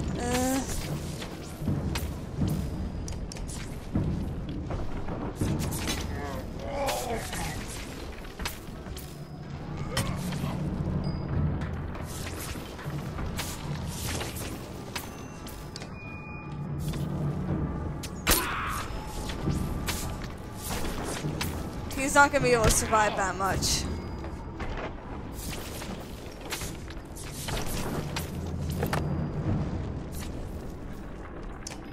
Not with how our forces are divided. Or if we do that, that can help.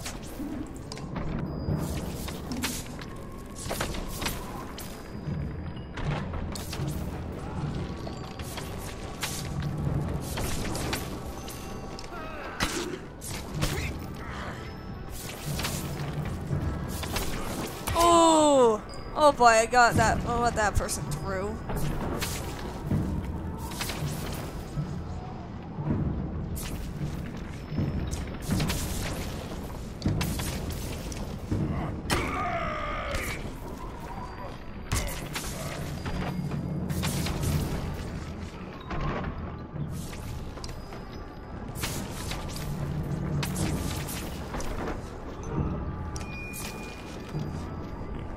Okay, break your armor. I don't know how well this is gonna go. This really is. We're in dire straits.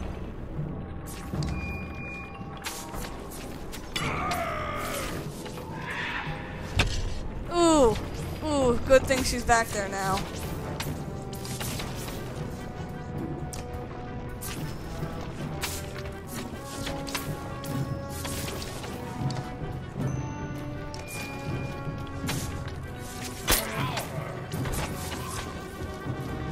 Oh no, he's going around. Ow.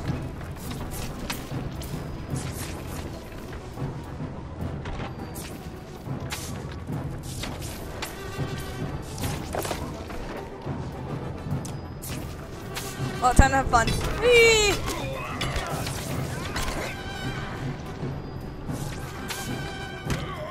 Oh boy.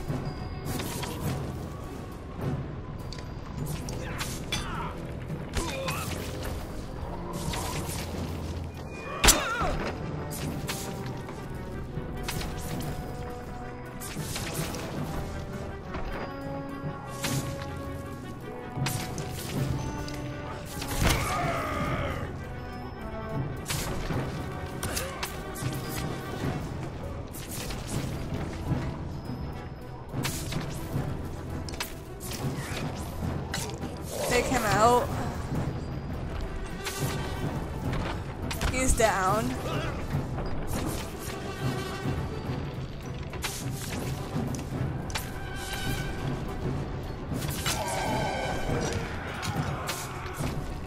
Oh no! Ow!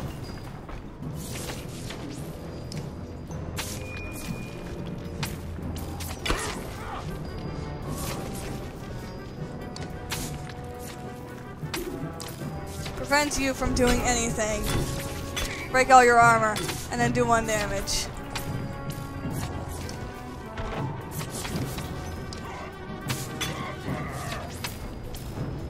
Yes, okay, good.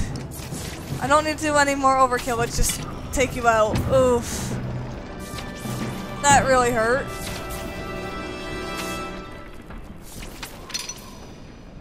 Alec gets a promotion. Krumer is injured. I'm impressed that Krumer actually helped us with this. To be honest. Dead barrel lie at your feet. There's blood on your hands. You're pulled from your creeping revulsion by thunderous crack, and suddenly Ivan is rushing past. Run! He screams. The stonework crumbles behind you, and other Varl flee for your lives as the bridge collapses around itself into the deep abyss beneath. The dredge who have not been taken with it scramble over each other to outrun the collapse. When the dust and snow clears, you can see a yawning gulf between you and the dredge. They won't be crossing it again. Rough hands from a screaming mob of Varl pull you from the ground to the Great Hall. Well, I don't know how well this is gonna end. Was there not just one thing I demanded of you? Jorundr launches from his throne, pointing an axe in your direction. You've broken this alliance, human. Man and Varl are no friend to each other anymore. This is my reward for allowing men into Einarktoft? Do not blame all humanity for my... The sound is a bustle from the back of the hall. The Varl part around a shadowed figure entering the room. Oh my goodness, he really is missing an arm. Jorundr, enough. This fight could not have been won. They did what you were unwilling to do. Enough of this insolence! I want these people out of my city. You'd gladly let our whole race die? There is nothing glad about it. There are no more Varl being made tomorrow, or 1,000 years from now. We are all there is, and we will all be gone someday. You've destroyed what we have made. What else is there left of us? Will we leave no trace behind? As if we ever existed? We have nothing left but ruins. Now get out of what is left in my land, and my city, and never return. The guards pull you roughly from the Great Hall where your caravan has been hastily gathered together. Of our bones, the hills. Oh boy. Okay, so we can leave. Well, at least the dredge aren't gonna be attacking us, but oh my goodness. I feel awful for doing that.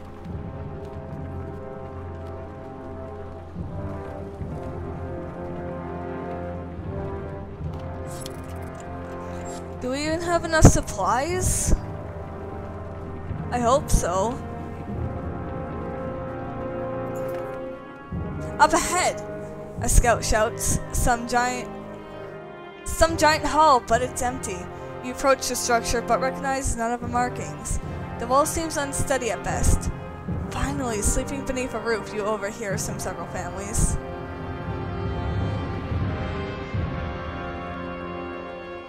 It must be abandoned for a reason. Leave it.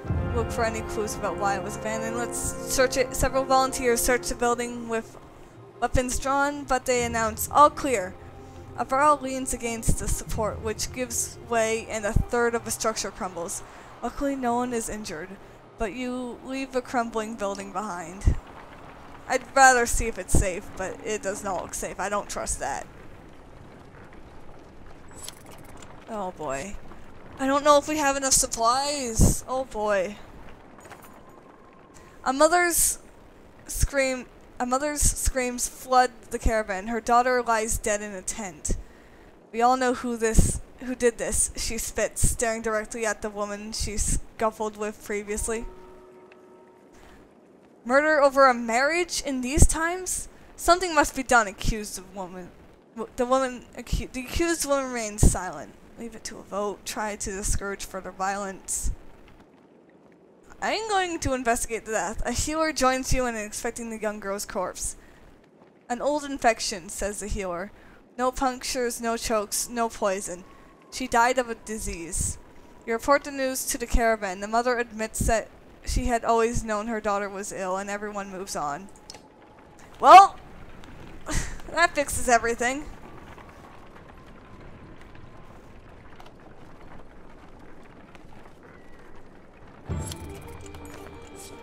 It appears the large figures following from the direction of Arntav.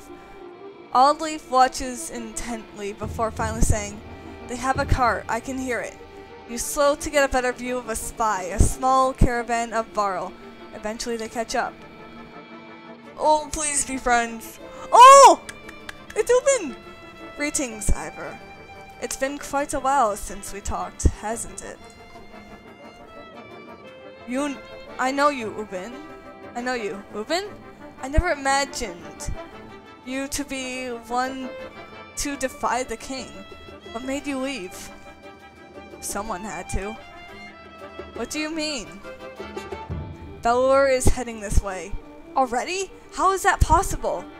A group of Varl from Wormtoe showed up around the back of Einartoft, the long way. "Belor and his army chased them across the summer path," they said.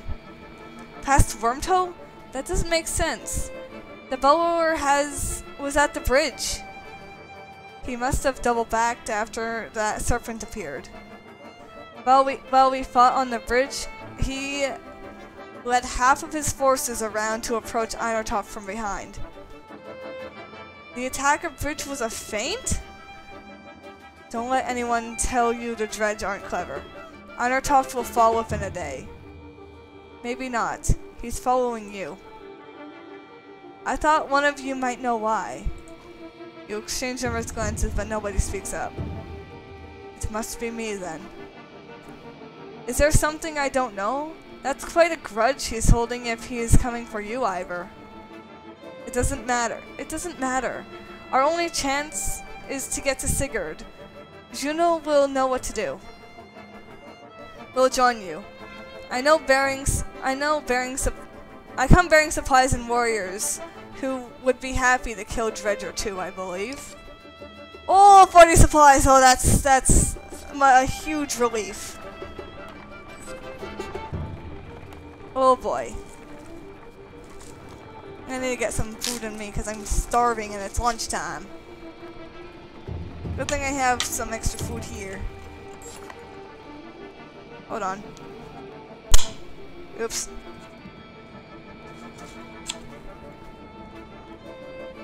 There we go.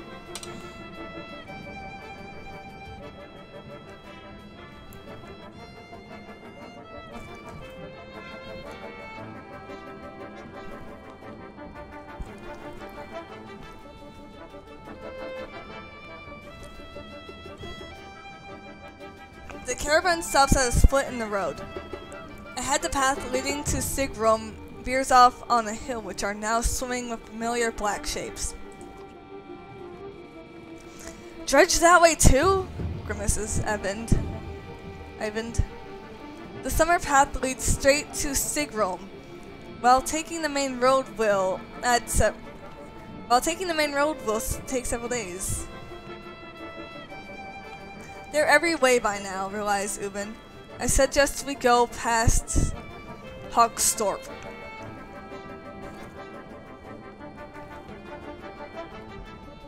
I'm gonna take Ubin's advice. "I hate to say it," you tell Eyvind, "but I'm not willing to walk into swarms of dredge anymore. Juno will have to wait." You turn around toward the long round around, that's a weird way of wording it, Hogstorp, instead hoping you saved lives in the process.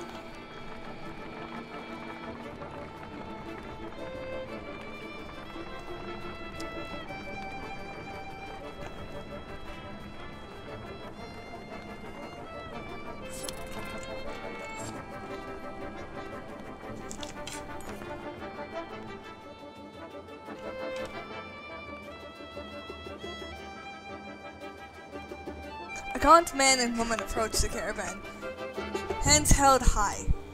"A word, friends," the man says. "We are poor farmers, down our luck." The woman hits him and says, "We're outlaws, plain and simple. 10 of us and we'll help you in a fight for some food up front." Yeah, I'm curious about that. "Misunderstandings," the man says. "Meat houses are confusing. Never known when you've drank your share. The woman hits him again. We've stolen, killed a few when we had to. Skills that might benefit. Join us, but you'll be watched. The two quickly shuffle to a supply wagon. As eight more bands emerge from the wilderness, they gorge themselves on salt fish and cheese, taking time to thank everyone. After eating, they politely keep to themselves.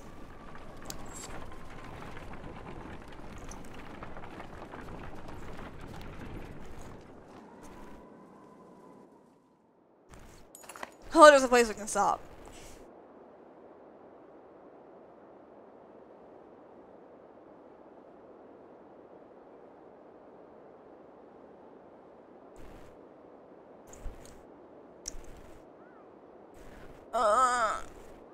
Let them make their own decision. You're welcome. You welcome anyone who wishes to join the caravan. Many do, while others choose to stay in their homes and see things through. You wish them luck. You'll need to buy more supplies, especially.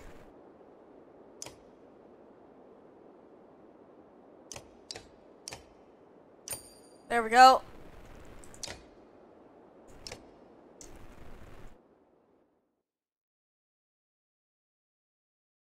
Never leveled up. Oh, wow.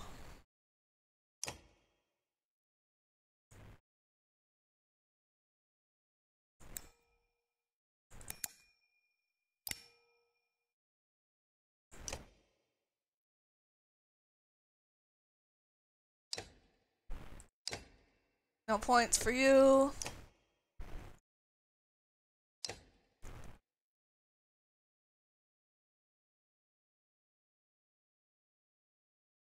Everyone's just really injured.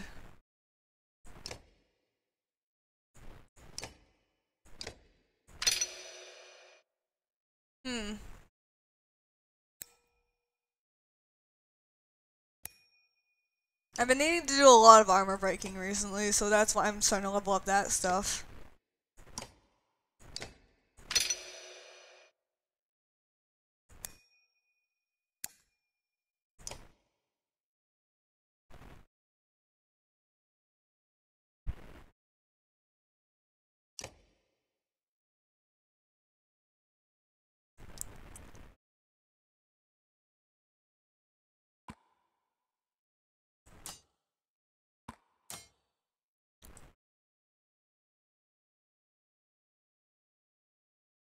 There we go. I don't know how Ivor's gonna fight, but we can see.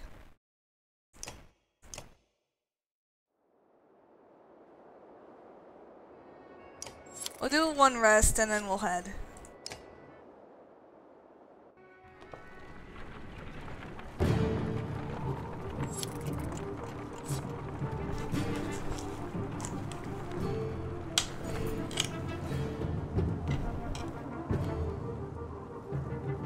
Look at that! Shouts one of your clansmen. The caravan stops to watch dredge pooling into the village you just passed through. I hope anyone who stayed behind got out alive, says Alette, but you have your doubts. They're coming, says Ivor, pointing out a line of dredge leaving the village and marching towards you. As you watch, the dredge in front falls over, then one behind falls as well. You hear twang to your left. Nid, the archer. Hello, Sky. I read that name completely wrong. My apologies. Hello, Kyle. Welcome to the stream. Nid, the archery student of Oddleaf, who you recall deftly shooting a snow rabbit, is firing arrows down the hill. Another dredge topples. That's incredible, says Oddleaf, squinting. But we should get going out of here. Yeah, we need to go. I'm sorry about survivors, but we have to go. This is not good. We can't really fight the dredge at this point right now. But why don't you come with us the next time you want to try out that bow? You tell Nid, who nods a smile. Oh, thank you for the follow. We really need to get out of there. The dredge just invaded that area.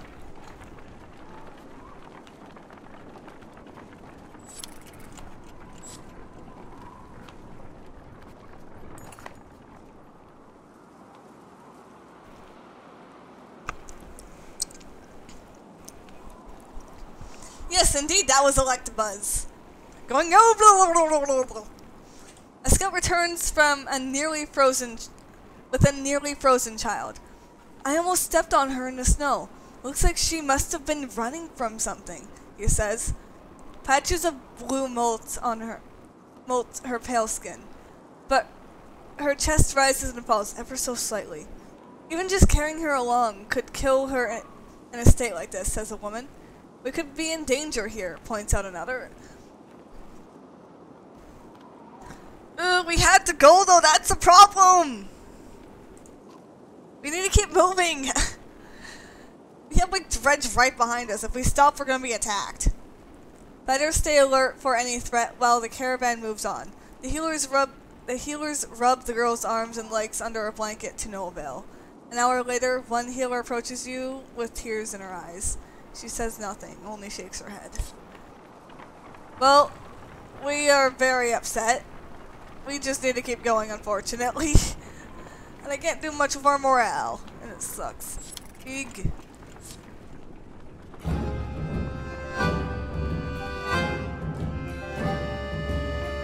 Oh, hey, it's this.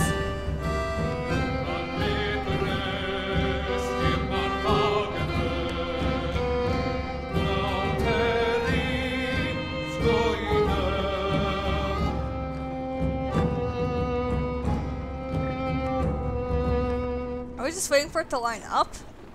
It seems like we are. Oh my. The Godstone of Dunder passes around you. In the frozen climates, here it looks like the rock is split and is falling apart, held together only by the deep snow. Curiously, when set between the stones, the wind drops off completely, picking up again once you pass through. Is this my first time playing? Yes, it is. I almost wonder if we should rest here for the night, says Ivor, who seems to have noticed the same thing. With all the snow around it, Dredge might not even be able to find us. That might be a good idea.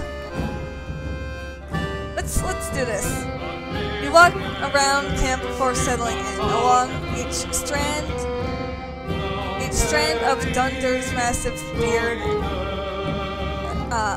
strand of Dunder's massive beard is carved a different part of his story, and you turn your head to and fro to read it.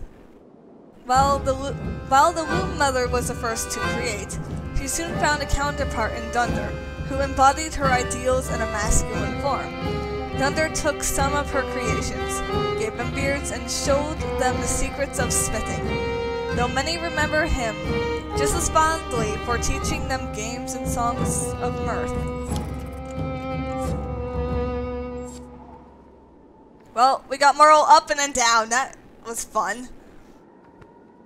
What are these? Oh, dang it.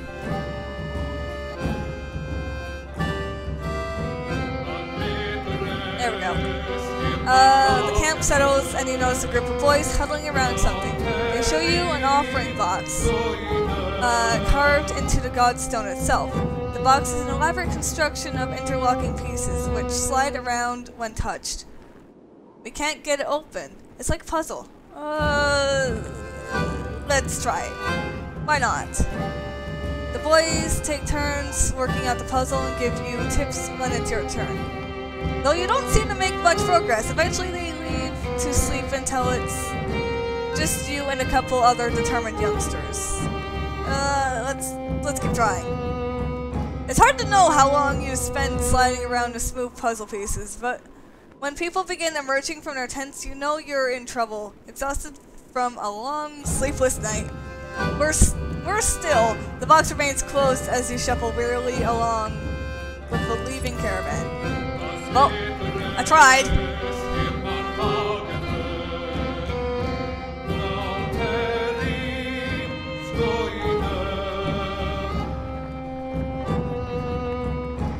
Hey, it's Hugger Sword.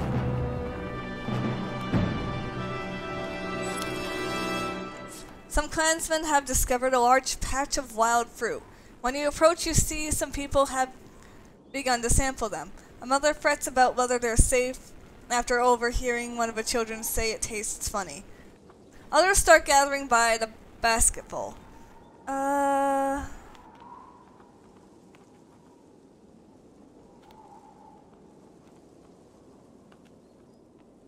I mean, it's either I'd rather have it myself than let someone else try it.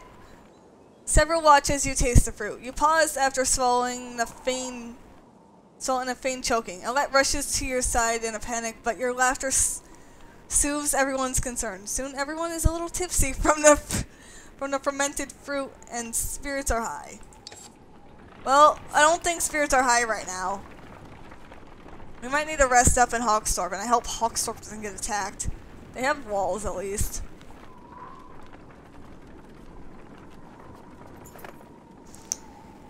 In the distance, Hawkstorp smolders like an old campfire. Even where you see black figures shambling. Oh, never mind. Looks like a dredge town, remarks Ivor, confirming your impression. There's usually survivors, check just in case. I hope others would do the same for me. Judge or nothing we haven't faced before, Ivor grunts, but otherwise says nothing. Besides, you might throw Belor off the scent a bit. You've had a day's march out toward Hawkstorp.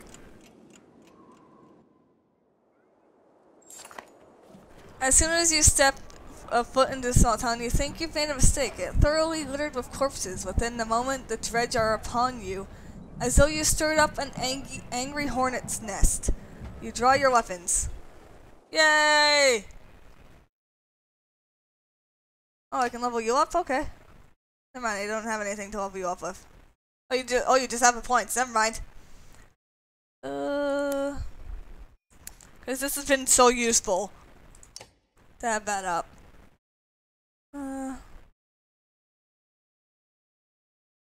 Yeah, I think it's good to have. No, actually. There we go. We'll do this.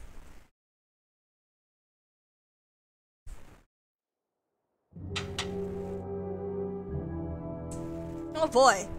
I have an idea. But his placement is not that useful. Who's this? That's not one of our guys. I don't think. No, it is. Never mind.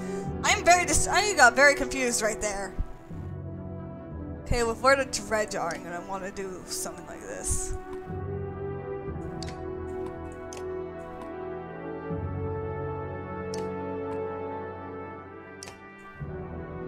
I don't know how I'm gonna do this though, without having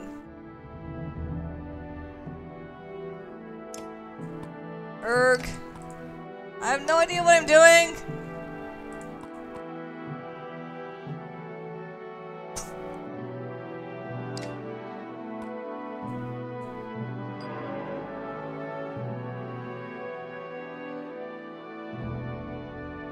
Okay, go over here and here we go. Stop. They are very close to each other, which is kind of what I'm hoping for. How does a shield bash work with you? Oh, you headbutt him. That's actually hilarious.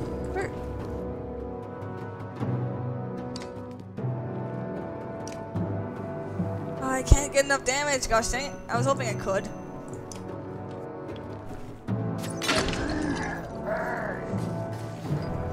They are very clumped up.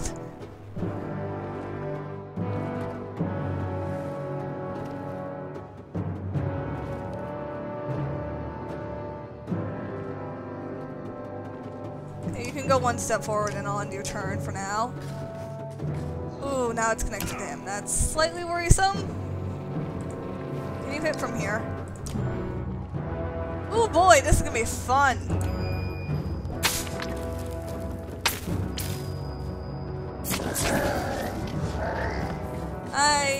It worked. Oh, he's gone. Oh boy.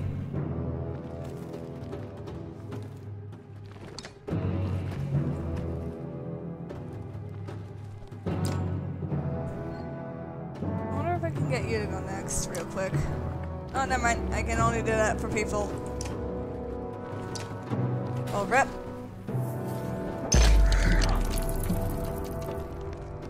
Well, you partially helped.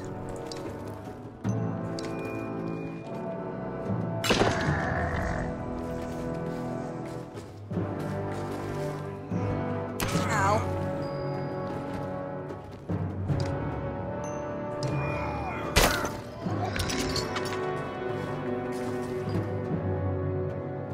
Okay, I don't like where you are right now.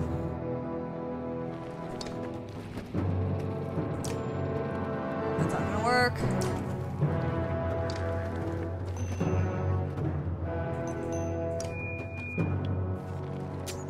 Who's gonna hit that guy next should be going down.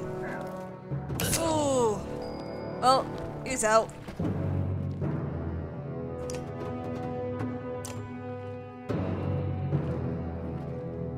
It's only adjacent though, that's what... You know what? We're gonna do this.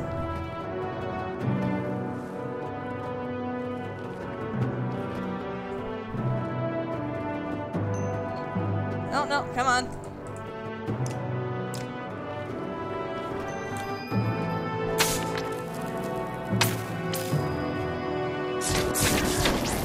Okay, so it did work to what I was thinking it would do. That's quite nice.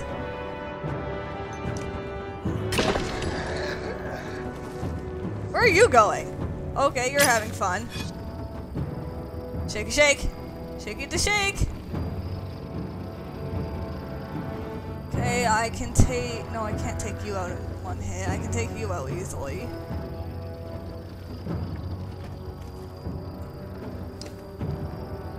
Oh no, I don't have...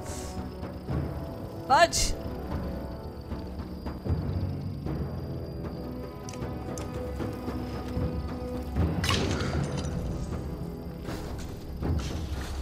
That's gonna hurt. There we go.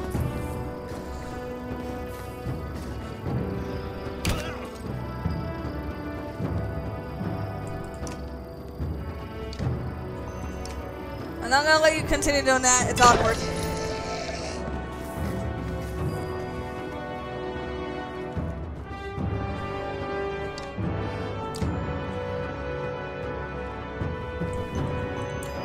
I apologize for anyone that gets hit by this.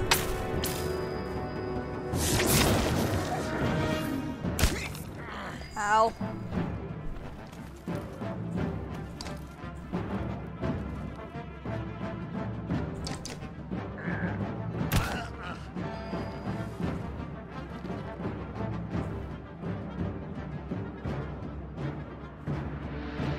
I'm just gonna hit you normally.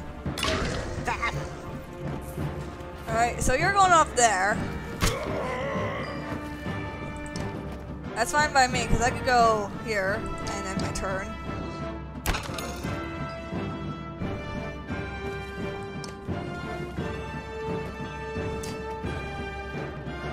Nope, that's not gonna work. He has like 1 health.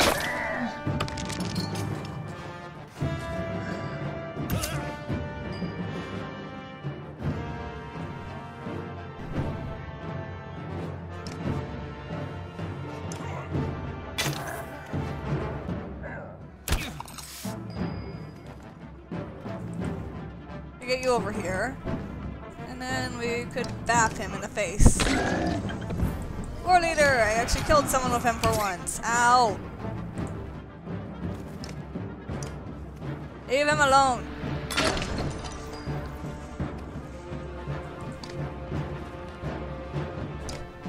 No, just attack it. Literally poke it. There. You poked it to death.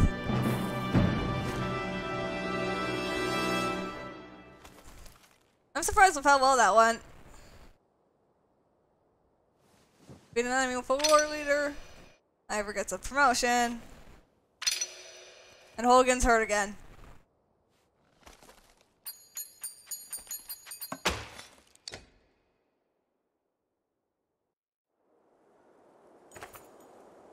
This town is nothing but ghosts, and now covered in more dredge bodies too. Remarkably, you're about to leave and find an old man sitting quietly in a tattered market stall, with a couple items in front of him. He hums to himself as if nothing were wrong, and seems to be in shock. Your clansmen gather him into a caravan before you leave.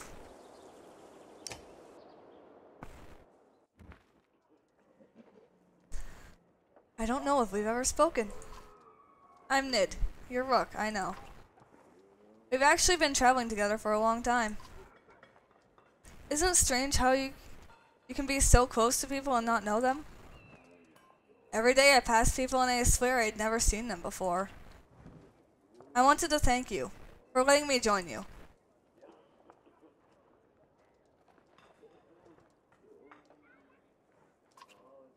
Honestly, I've never tried before Oddleaf made me. I spent my whole life making clothes, cleaning. Oddleaf's good, but I don't think it was her doing. It feels right. I just look where I want it to go. Anyways, I feel better. The caravan, the people worrying all day and making problems. Sometimes they really stew in their misery. I'm glad I can do something helpful.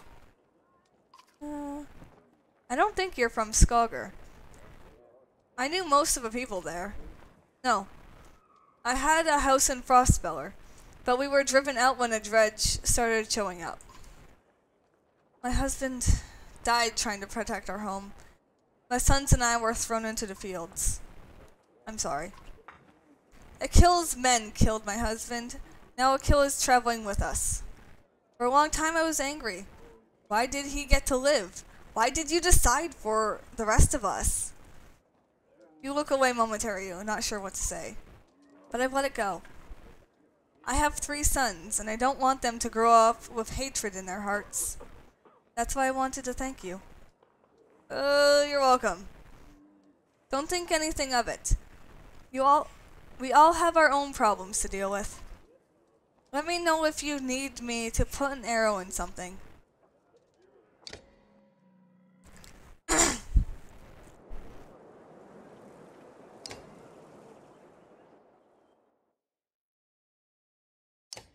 So you're a bowmaster, and you are considered an eagle eye. What about you?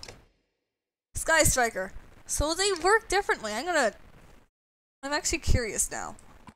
I'll replace you for now, because you're injured.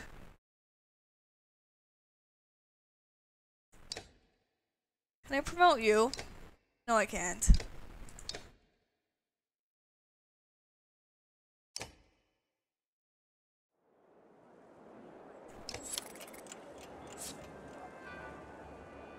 Well, my morale is gonna suck for a while.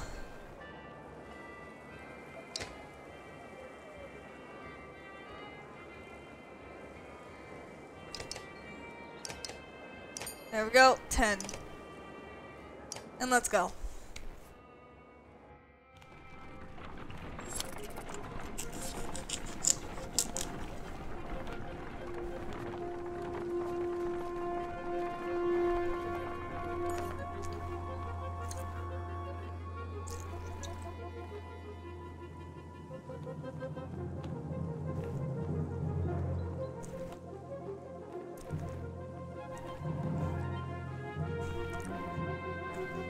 A trail of blood leads to a clearing where you find a large wounded varl. He is gnawing on his shield, swearing at no one in particular, and occasionally slamming his crudle on the ground. If not for the heavy bleeding, you'd leave this one alone without a second thought.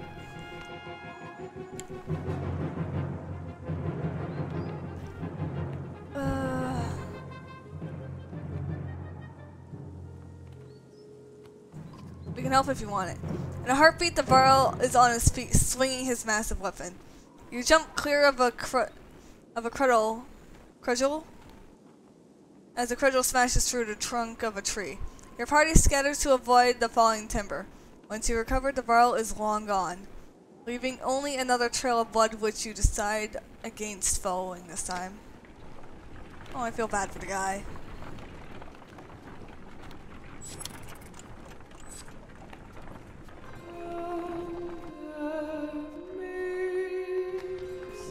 Oh, it's another one of these.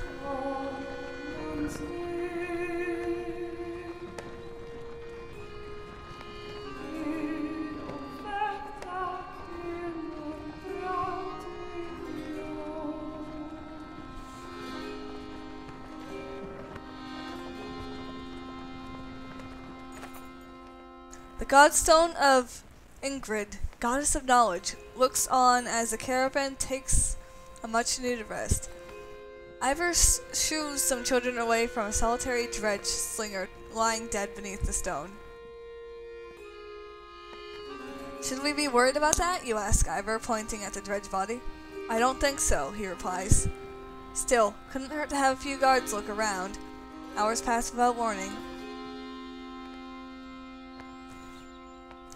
Ingrid's Godstone is carved with ancient runes, which don't make much sense to you, though Ivan tells you some menders have deciphered them.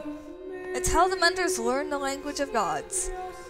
Past the largest stone, a long series of slabs contain more writing, all the way down the hill. The odd thing, he tells you, is that the writing occasionally changes depending on who is reading it. Usually it describes the history of gods, but it can be about nearly any topic. Sadly, Ivan doesn't know how to read it himself. Juno could, he says. Oh, that didn't help at all. As you're ready to depart, you hear screaming from a near mountain, from near the main Godstone. The same boys so curious about the dead dredge before are shrieking and pointing. For a moment you think it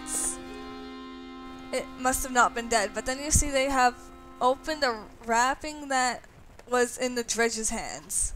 Wait, says Ivor, his arm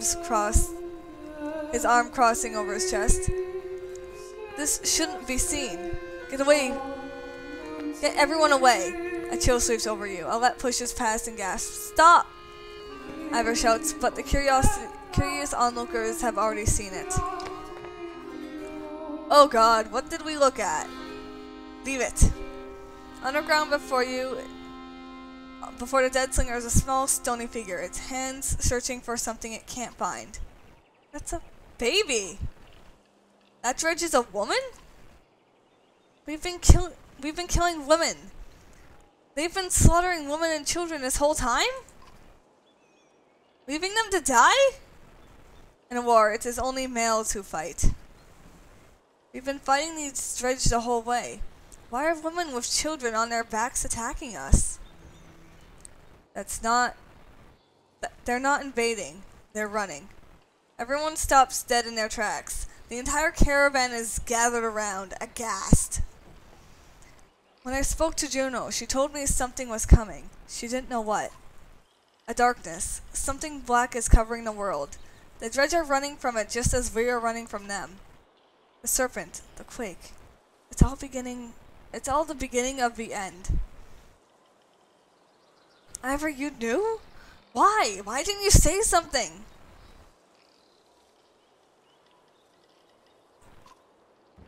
When I was young, I killed one of Asunder during the Second Great War.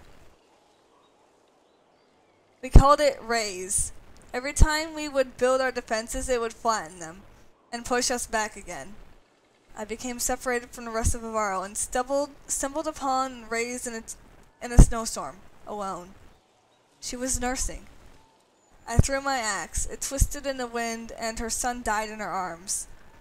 She was so pathetic, kneeling in the snow. She didn't even try to stop me when I took her head. That's how I killed Sunder.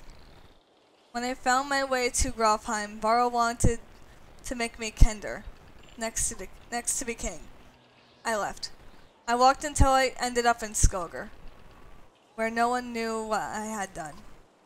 Only the sound of a wind blowing through the trees.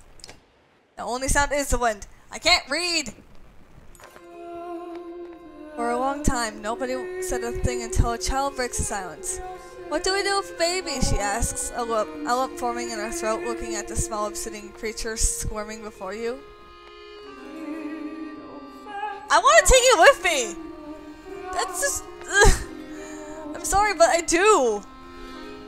You argue strongly for showing mercy and humanity. Some of the women in the caravan hesitantly agree to take the dredge infant, while others are furious about bringing it along. Not long after the woman comes to you, its swallowing has been held by this, she says, giving you a hairpin and looked distinctly undredge-like. An inscription of silver almost slips your notice.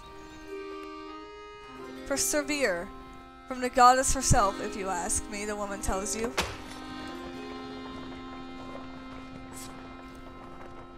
I have no idea what's going on anymore. Well, I had no idea what's going on in the beginning, but this is a little crazy. Our moral decline is horrible.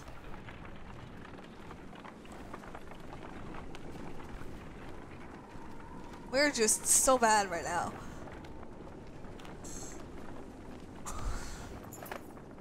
You're making the usual rounds when you hear a rather loud debate coming from the area that Varl have gathered. Ivor joins you as you approach.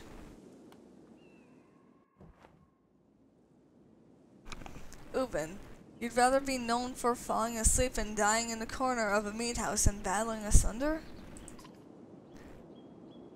No, I'd rather be known for not dying. Don't even know what you're worried about. I did this 100 times in the Great Wars. Take some warriors plow head first in a dredge. They follow you into the hills, get lost. Now they're not following you. When you did this 100 times, did they have a beller leading them? Have you never heard about the time I hit a beller in the head with a throwing axe?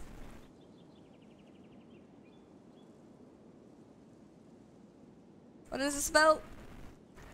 Careful, my friend. A lot of old history getting thrown around here.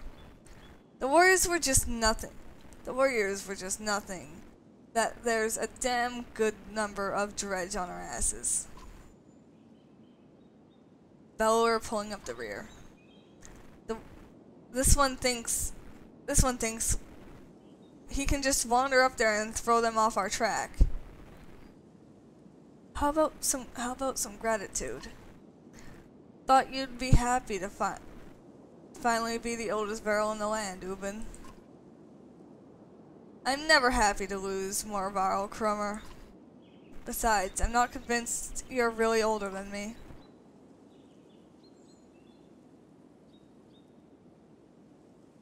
I don't know. I don't want to tell them to do something. Comments like that remind me. I've already wasted too much time doing nothing. The old days, I'd be halfway into battle by now. Speaking of which, you coming, Ingvar? You should ask the bellower for your arm back. Don't think so. Not exactly in the mood right now. Alright then. I'll tell Hardborg to you say hello. Krummer and a good many Varl warriors head out towards the growing army of Dredge. Is he going to come back? He always has before. But this time feels different, I fear. Ugh.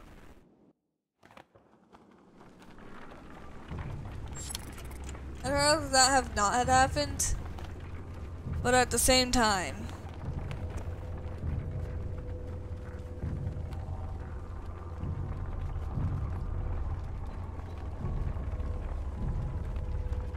we have horrible moral right now. Oh, I could do this? Woman's stifled screams fail to overly concern anyone. It was only a matter of time before the expected mother gave birth. The caravan is simply excited by its first sign of new life since it's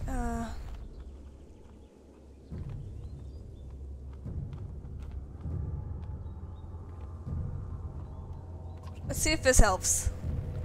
With the mothers, the entire caravan cheers. You raise your drink, the family says. Tomorrow we rest and feast in strength. Tomorrow we rest and feast to strength and long life. Again, everyone cheers, glad to forget their worries for a small time. I thought clicking that actually did something. That's fine.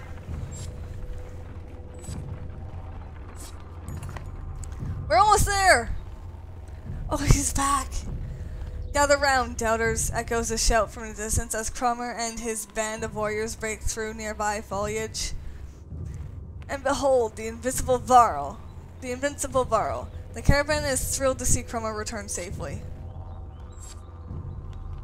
Only lost a few. Did the plan work? Asks Ubin. Work? Work? Responds Crummer. Of course it worked. Same old dredge. Should be another day or two at least before they find their own asses. Wow, that gave us a lot of stuff. And if you apologize, I'll tell you how I found these. Crummer says, tossing a pair of leather gloves that look big enough for a Varl. He leans in close and whispers so Uven can't hear. Had something to do with a raven's nest and a hair tie. Thunder's Hand! Well, we're almost at camp. Moral declines. As Sinkerholm approaches, we fear the worst. The once calm lake surrounding it now looks like a bowl that has been flipped. Proud home sinking into muddy water. A side effect of the quake. What has the rest of the world become on the other side of those mountains? Oh boy.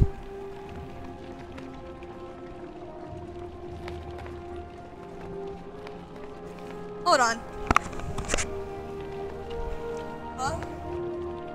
Hey, Mom.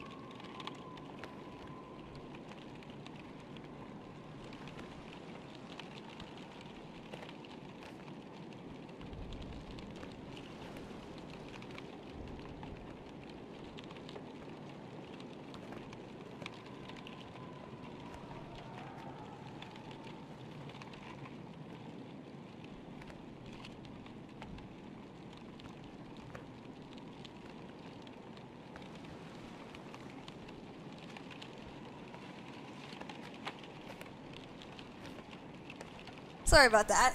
Also, hello Link, welcome to the stream. I just got a call from my mom, so I had to real quickly deal with that.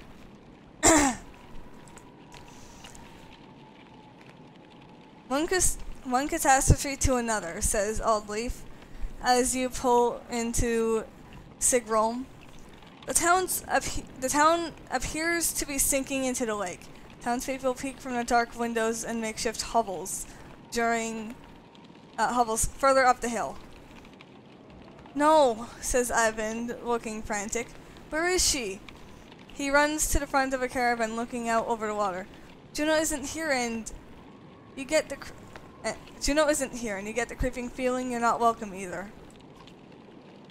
Going upriver looks out of a question. The beach is bare, aside from occasional skeletons of a ruined fishing boat.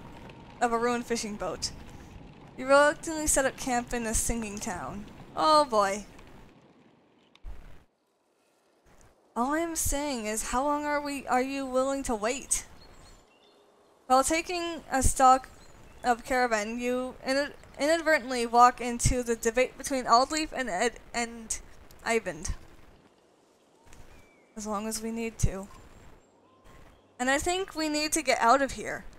I don't feel good about this. Why? What's wrong? Something doesn't feel right. The people are staring at us like those vultures in the wastes. I'm sorry, Ivan. I think Oddleaf is right. I saw a man. The whole time we were sitting up, he was just watching me. In a creepy way. And how long before the dredge find us here? Juno will come. Just give it a little more time. Brooke, listen to me. I need you to trust me on this. Oh boy. Are we gonna have to fight townspeople? I really hope that's not the case. I don't want to fight townspeople. Exactly, this is what happens. A scuffle has broken out in front of the houses. Feast! Shouts one of your people as a group of strangers flee from your camp. Aldleaf is already running their direction. They took our supplies. You hear from nearby.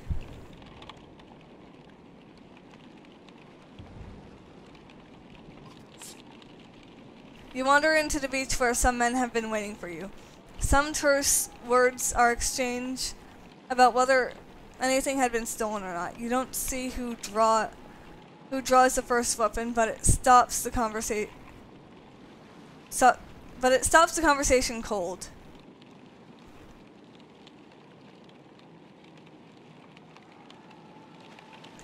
Did I forget to type a U in the title? Yep, I forgot to type a U. It's manatee, then. Oh, that's awful. Oh, I have a new thing. What does this do? Strength resist. Can I level you up now? Yes, I can. There we go.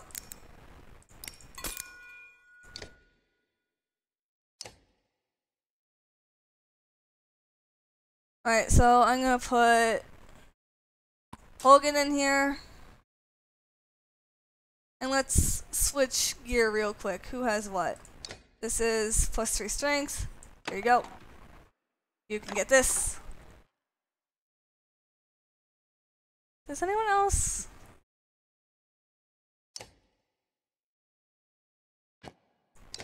What do you have? Oh, yeah, that's actually a useful item. That's good. Oh my goodness, I don't have anyone that would actually armor per turn. Yes, manatee, your favorite. I'll switch your item for now. And ready for battle.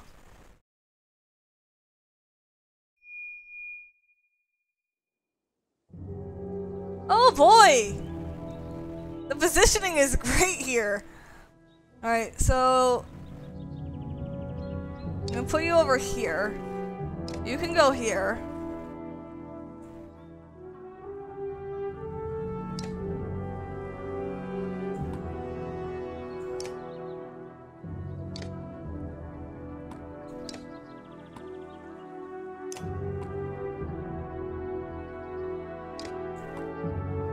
There we go.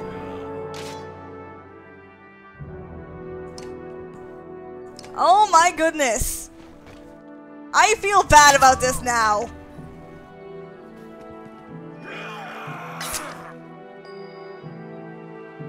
I feel very bad about this now.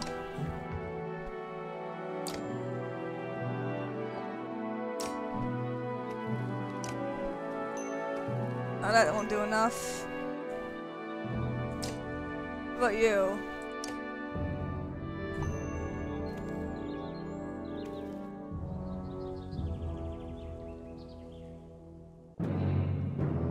How much would no. I'll just break your armor. Oh, bam.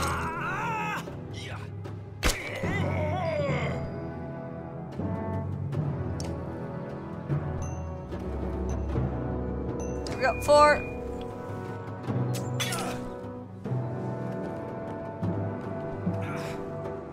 Ow. Get the budge out of here.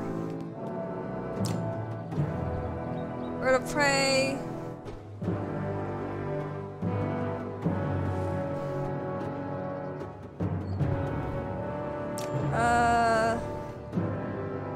Fire arrows at a greater range with 100% chance to hit.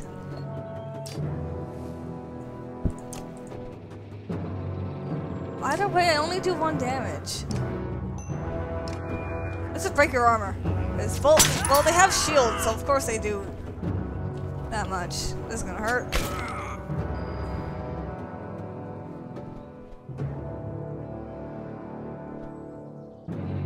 One's adjacent to each other, so.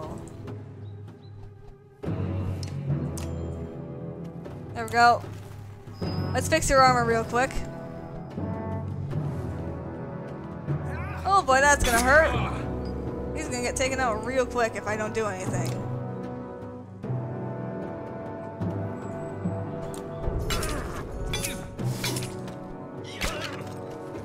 Oh, it switched.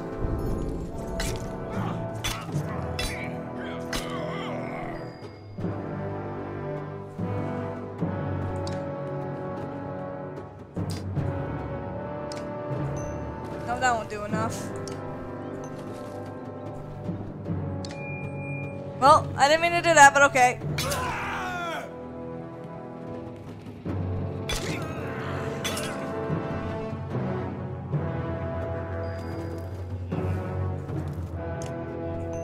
Oh, that's still 11.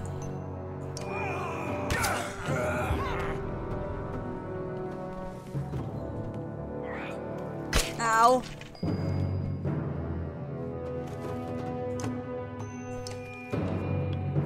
Okay, 1 shield guy's down.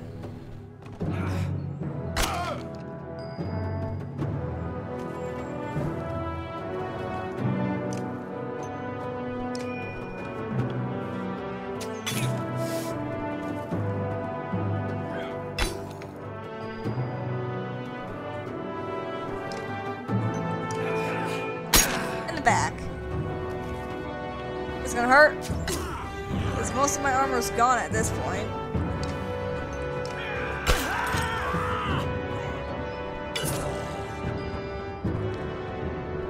Oh, this is not ending well.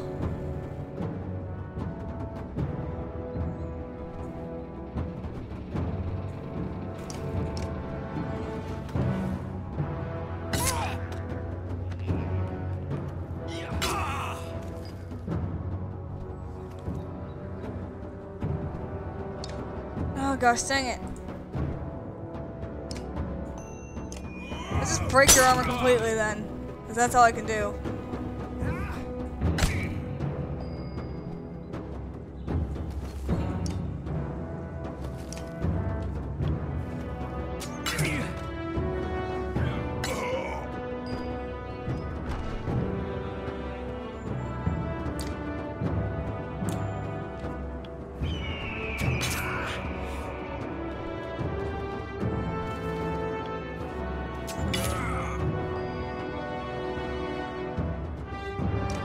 Well, it's time for this, now or never.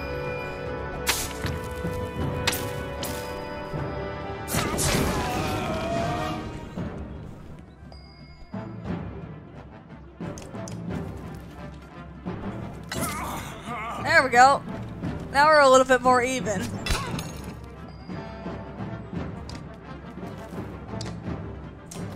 Can't reach him yet.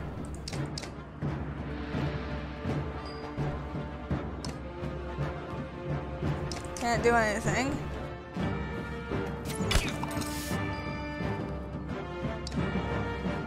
can do this one more time.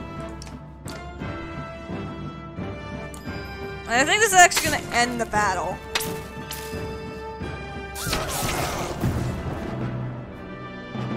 Jeez.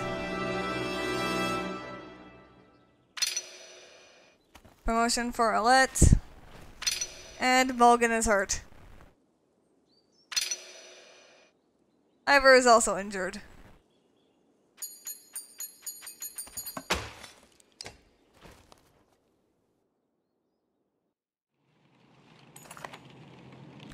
If you scatter pretty quickly, then you start laying...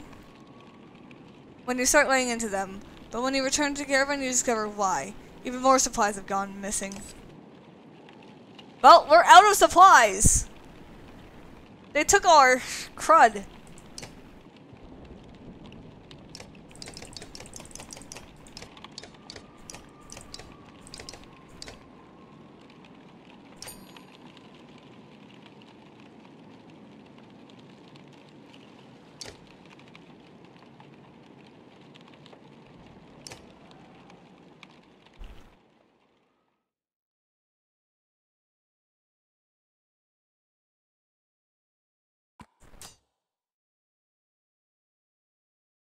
Okay, let's switch you in.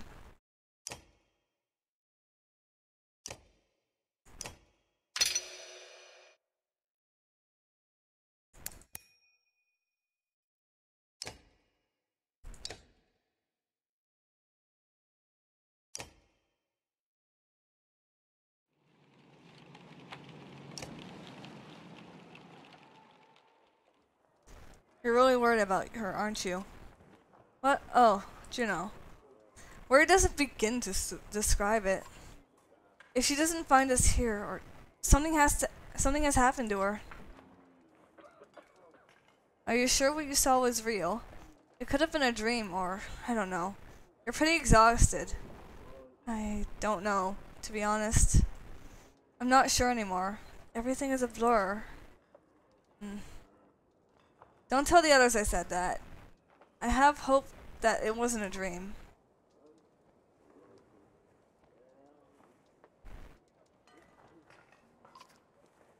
Being a mentor?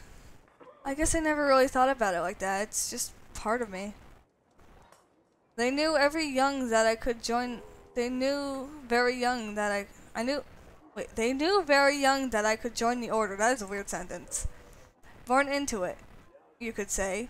My mother and father, both vendors. The guild is for lots of people now. Builders and healers. Do they all pull lightning out of the sky? No, not that. No, that's not normal. It's one of the reasons I know Juno. She's one of a council. She helps me control things like this. So we don't end up scaring people.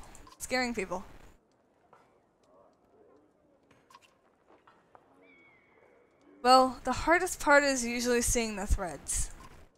Everything is part of tapestry. Everything is part of a tapestry. It's made of threads woven together. If you can see the threads, you can manipulate them. I don't know how to explain it, really. It's like trying to play a harp with invisible strings. Look at my staff, for example. Some menders carve intricate patterns into the wood to help them remember the shapes of, like I said, hard to explain. I saw Grofheim as it burned. Eyvind gets a faraway look in his eyes. The thunder blew through it like a tempest. The Varl fell in the thousands. Most of us under left the city and headed south. Who knows where they are now? They might be destroying every town they come to, or heading towards Aberrang. Belor stayed in Grofheim just for the sport of it, I think. As we fled to Einertoft, I thought he must want to wipe the Varl off the map completely. But then he came after us. Maybe he knew Ivor was the one who killed Reyes. Maybe. But let's just make sure he doesn't catch up. I don't know what to think. I wish I could give you a better answer. Even if we escaped the dredge, that serpent said a darkness was covering the world. I don't know how long it will take, or what it means even. I'm just trying to solve a problem at a time. The Menders are in Aberang. If we can find ships and make it the capital, we might have a chance. No, it's okay, Rook. I appreciate the talk. It's good to stay grounded. I spent all day worrying about serpents or thunder. I think a lot of people are intimidated, or scared maybe, of me. Don't worry, it's nothing new. I'm used to it. Maybe sometime we can talk about things that don't include a world ending.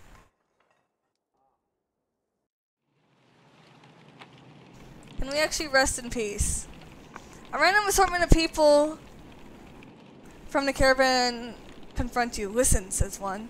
We don't feel safe here. I don't know anything about menders or whatever, but we're going to leave and I hope you'll join. And I hope you join us. Looks like a couple dozen farmers and fighters alike feel the same way.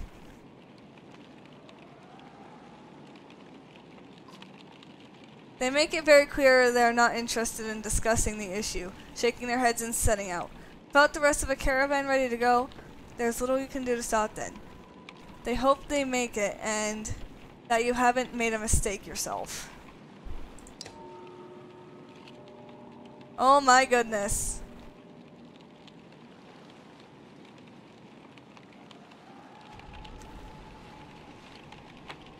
Every time we try to rest here, it's just ended badly. Rook, wait, please.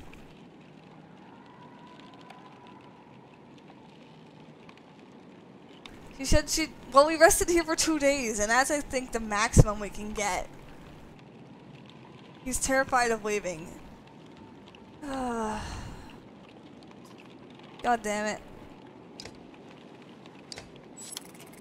Nothing happened.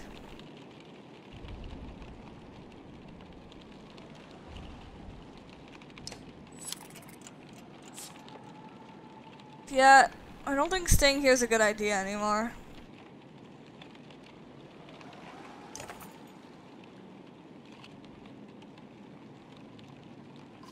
I'll wait one more day.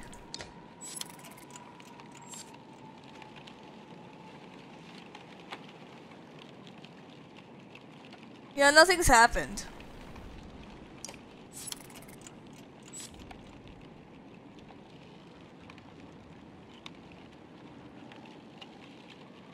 I don't know if she's coming.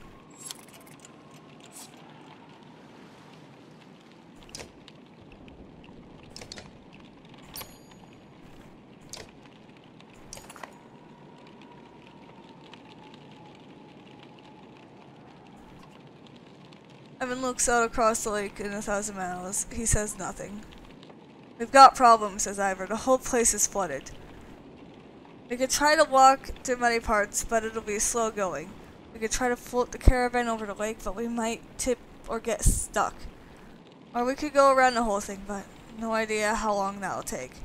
What do you think? Oh boy.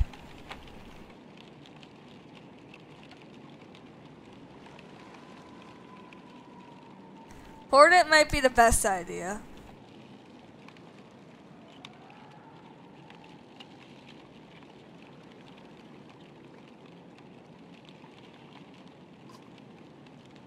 You pack everything and take as much weight off the wagons as you can. Soon you're walking through ankle-deep water and thick mud, hoping the rest of the caravan can hold up. The footing is sticky and slow, but the water isn't too deep outside the town. It takes a while, but you manage to cross the enormous mud pit outside of Sigerholm with an intact, but not cranky caravan of people. Yeah, we stayed there for a long time and she never shown up. So I don't know. We lost people too for waiting as well.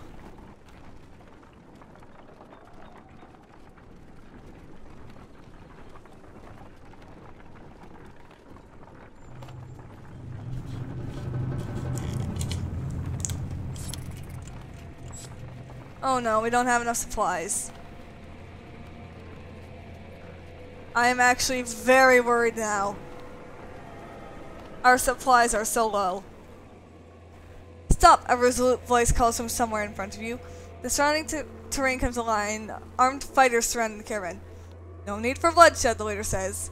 Leave a couple of wagons and pretend we never stopped here. Unfortunately, I'm actually in front of a dredge. I'm guessing you have no idea that the dredge are on their way. You shout. If that's the case, friend, he says.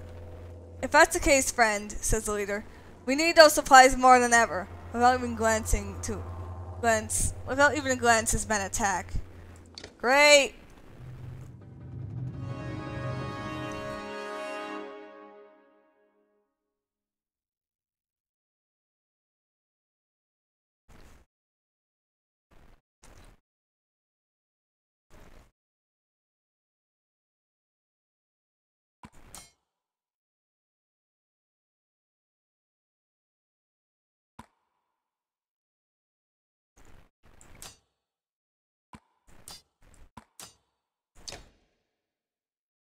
Not what I meant to do.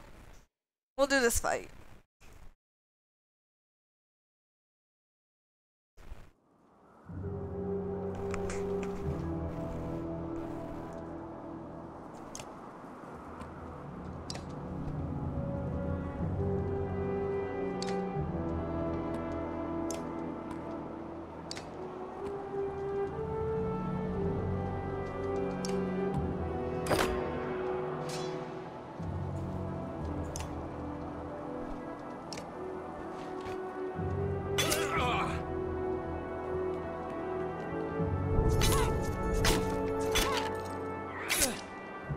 Well, it's only my armor that's been breaking at least.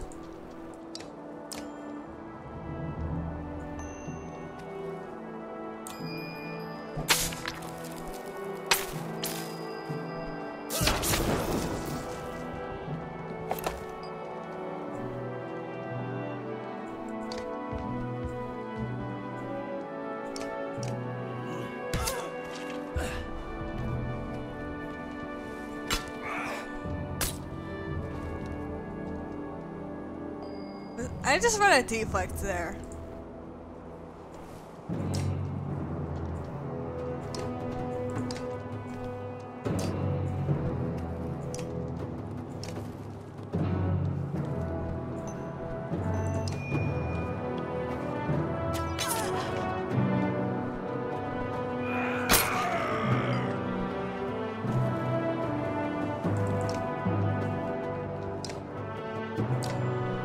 There we go.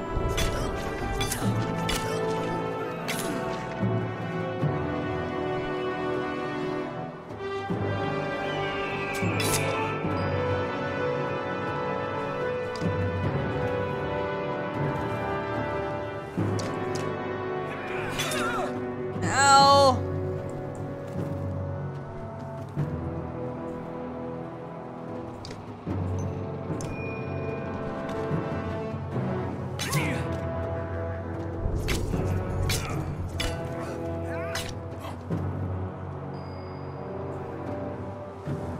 Okay, you need to get out of here.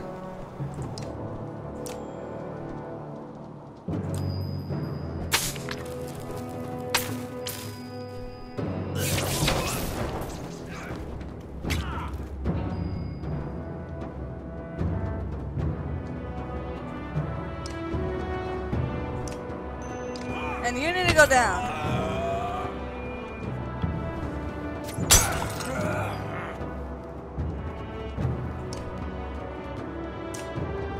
And you are gone.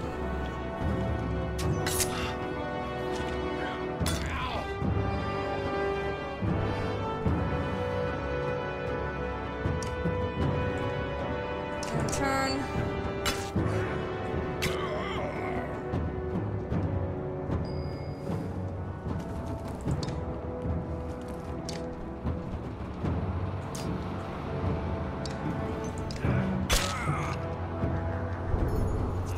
Okay, good, he's attacking that guy. That is very good, because that means this guy's not gonna die.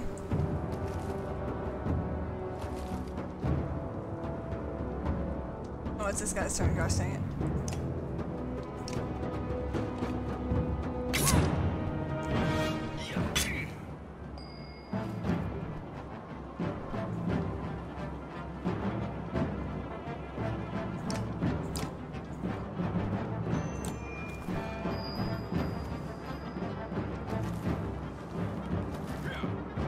He's making my life a little bit easier.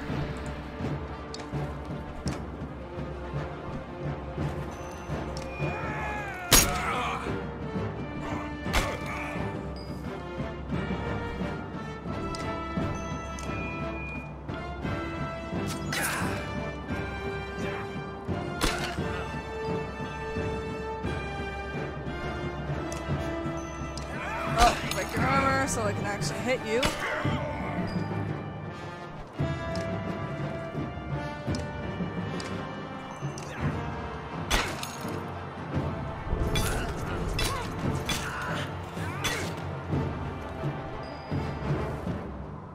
Oh boy, that's a lot of damage.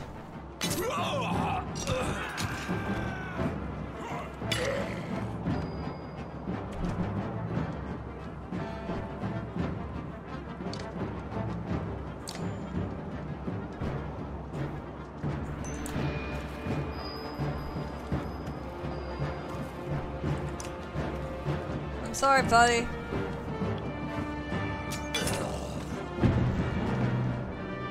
At least we only have one injury instead of two this time. Only Ivor. Which to me is pretty good news. I really hope we get supplies from this. Oh no.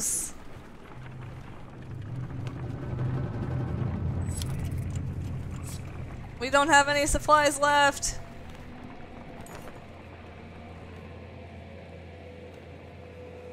You have a couple concerns you want to speak to about in private. Oh boy. What's on your mind? How well do you know the people traveling with us? How many strangers are in a caravan now? What are you worried about? I've watched folks since I joined you. Your companions from Saga, they're loyal. I mean, it seems pretty clear that they died to protect you. I suppose I'd do the same. What about the Barrow? You don't even know half of those warriors. They're telling me that they have no problems following a man's orders now?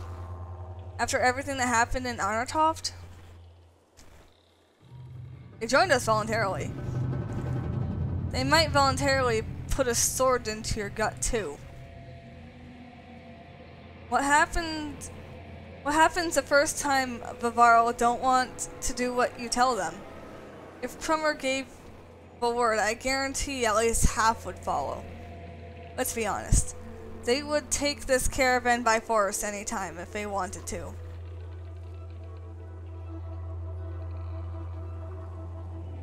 They haven't. Doesn't mean they won't. They're not the biggest problem though. There's a mender with us. A mender who pulls lightning out of the sky and tells us what to do where we go. Myself, I think we lucked out when his mentor didn't show up in Saga. Ivan's just the apprentice? What in the depths is his master capable of? Think about it, Rook. What do you really know about Ivan? I heard they were found practically dead in the middle of nowhere when the dreads started showing up.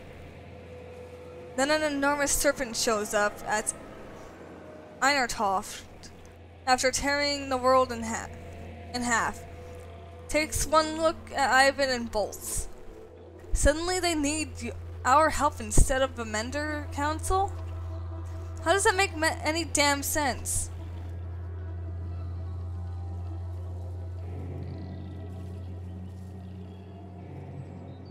I'm gonna make a point.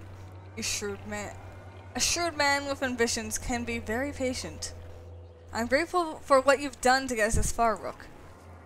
But it's always been about trust. I think it's time to part ways, so to speak. Nothing personal.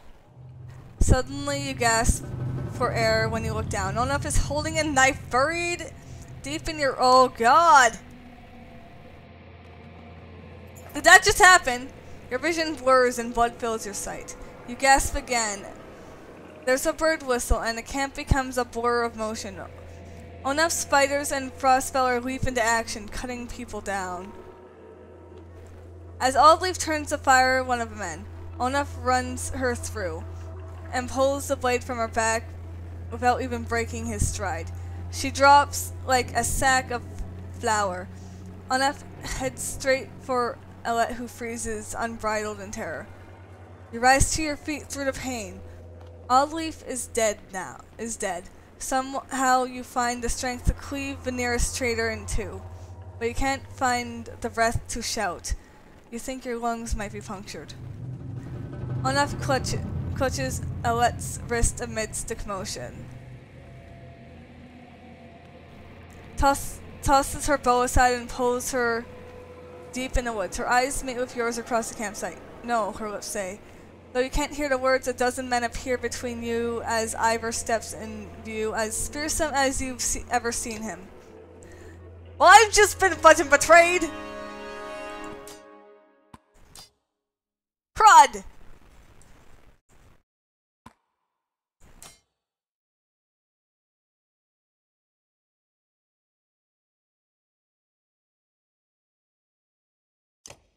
Oh my goodness!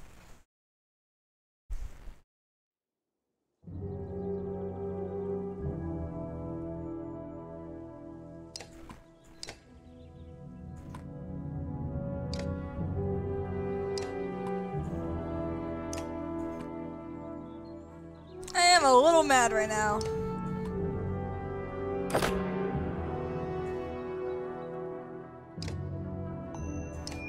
Get the fudge out of here.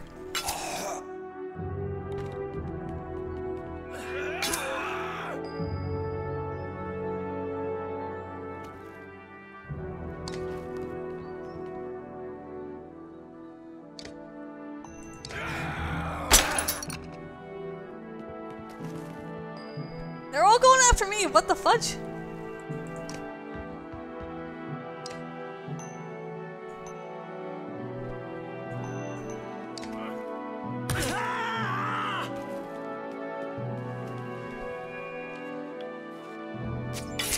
Ow.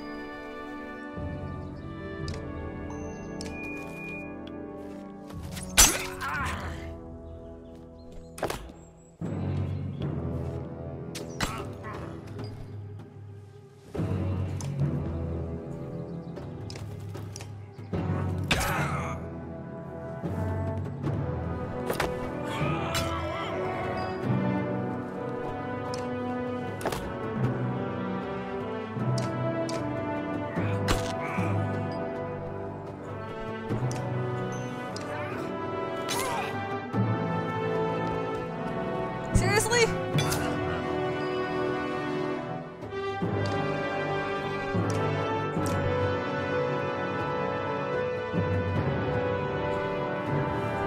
I don't know what to do.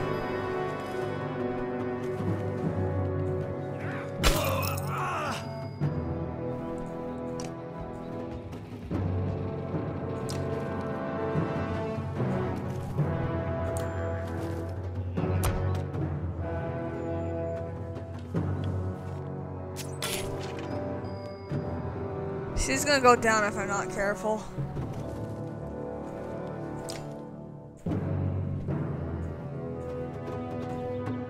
It doesn't only do 1 damage to everything.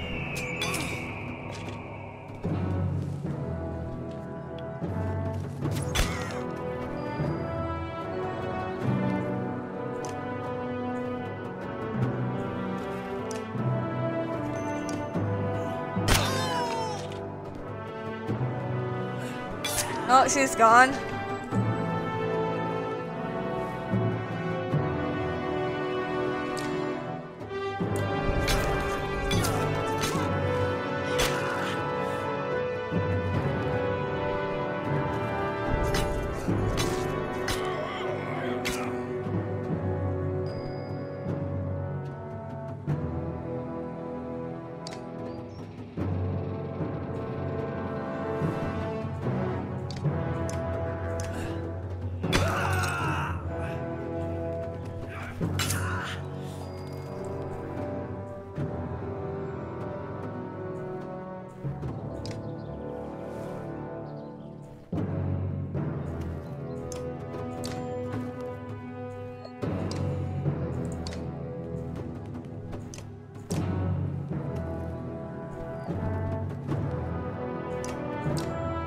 That did not work to what I was trying to do. At least I can try and kill this guy.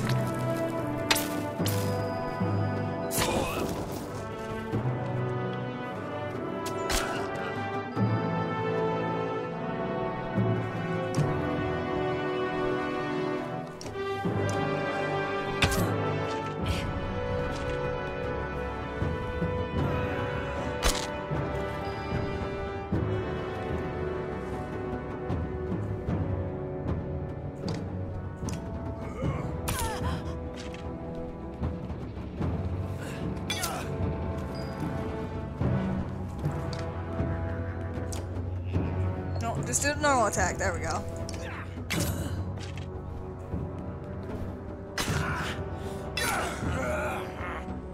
Oh, oh boy.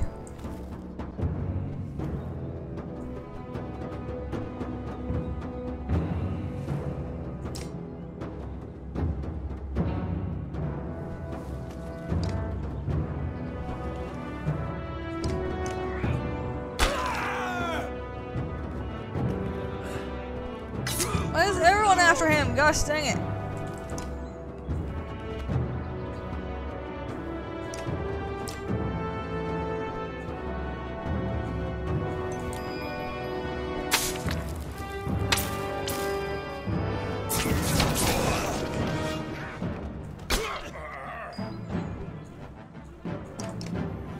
There.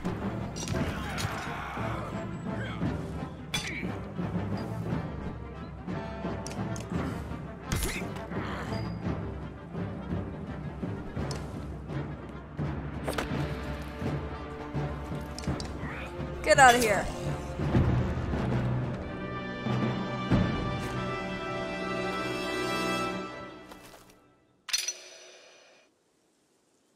Logan finally got a promotion.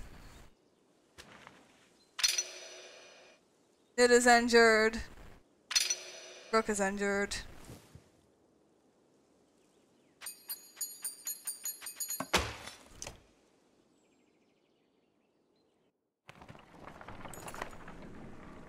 Where's Alette? Shouts Ivor, tearing through the nearest bandit. But you're already hobbling into the deep woods where they disappeared, ignoring the battle raging behind you. In a haze of pain, you start to think you've lost her tracks, but you hear Elite screaming in the distance, followed by silence. You tear through the trees. In a small clearing, Alette lies with her back against a tree. Her hands and her clothes are covered in blood. She stares vacantly ahead, unblinking. Beside her is the body of Onef, an arrow buried in his right eye, as if placed there by hand. She looked in your direction and then at Onef. "It killed him," she says. Oh my goodness, she actually killed him. Alette, are you alright? You cringe as much from the pain as the appearance of Alette after her bloody struggle with Onef. No, I'm not hurt. I had no choice. Dad, your chest, you're bleeding. Suddenly she is at your side, putting pressure on the wound. I can fix it. I can fix this. Where's my needle? Unleaf? Anyone? Ivor, I found them. Just as your sight goes black, you see Ivor and Alette standing over you.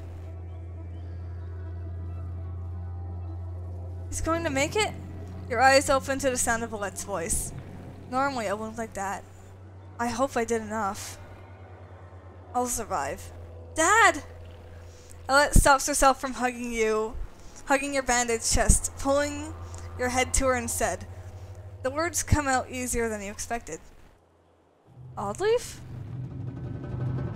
It is a good thing Ivan was here. She's going to pull through, though. It was a nasty wound. We managed to kill most of the traitorous sons of bitches, and the rest fled into the woods. There are a lot of people I couldn't save. You did everything you could, Ivan. Nobody expects you to raise the dead. Ivan frowns deeply, putting a hand to his forehead. Why did Onef do this, Rook? He was talking to you right before it happened. He thought my leadership would get us killed. Utter bastard. All this time, we had no idea. Akil killed a good half dozen of Onef's men by himself. He told me Onef was running Frostfiller the whole time. He left Frostfiller behind and saw a better opportunity. Guess that relationship is over. Akil was always just the barking dog to put in the yard to find out who your enemies are. It was no accident Onef went after those of us from Saga. He must have thought with us gone, he'd take the banner and the rest would fall in line. Or at worst, they'd take all the supplies for themselves and leave the rest as dredge bait. We have to be more careful. We can't just let anyone in the caravan anymore.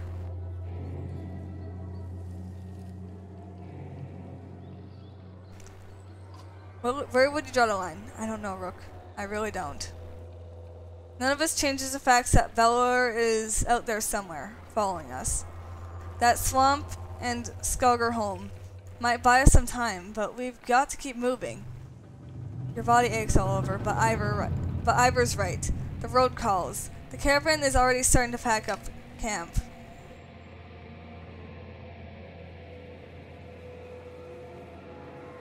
How do I get supplies? That's the problem. We have nothing. I don't know how we're gonna make it. We're gonna lose people. How is the wound? You notice Oddleaf flints as she rises to greet you. It's doing a lot better. When I saw it happen, I thought for sure. Well, I'm really glad you would have missed me, Rook? She smiles. Without Ivan, that's all you could have done. Instead, you'll have to put up with my crap a little longer. It still aches like you won't believe, though. Or maybe you would. I heard you took a stabbing yourself. I guess things could have gone worse. I'm doing alright. Sometimes it's lonely since my husband died. I guess I'd say it's more like being alone, even surrounded by all these people. Not like I don't have enough to worry about, though. I'm glad we have Alette around. And you, Rook. You mean, should we start kicking people out? That's a tough one. Usually I'd be the first to give you a dirty look for suggesting it. On the other hand, I got a sword in my back. Oddleaf thinks for a long moment before sighing. Don't send anyone away. Just make sure nothing happens to Alette. I'll take you up on that. You know, you're welcome to keep me company. When I'm a little more awake, I mean. I'll talk to you later.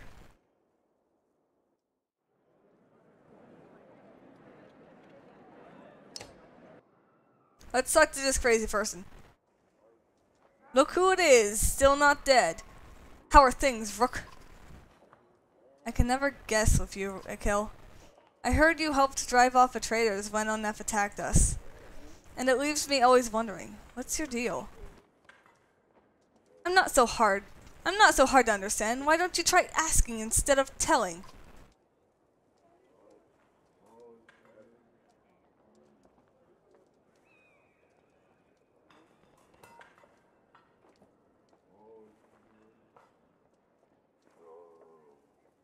Why did you stick with him? I don't know, Rook.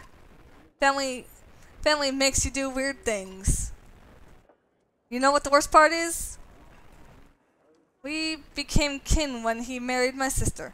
She died of a fever one night. But she didn't. She wasn't sick. He killed her. I don't know why he did. Maybe he just felt like it. I was so furious. I got so angry that I wanted him to beg.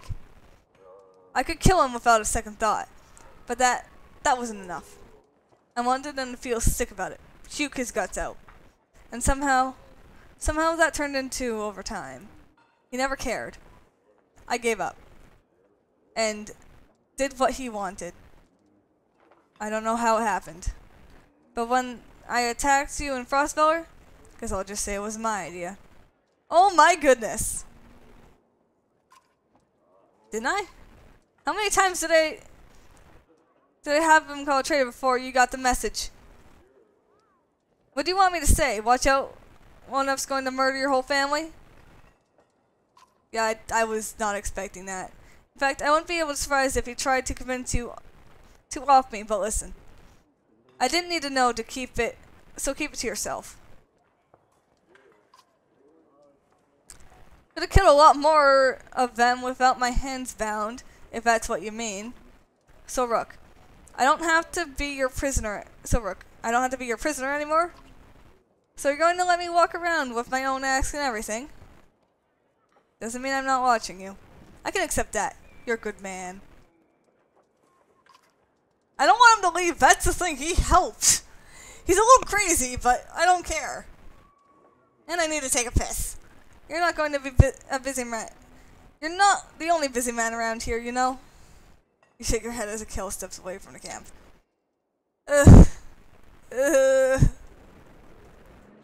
I feel betrayed. I can't rest because we don't have stuff. How do we get supplies? That's my only question.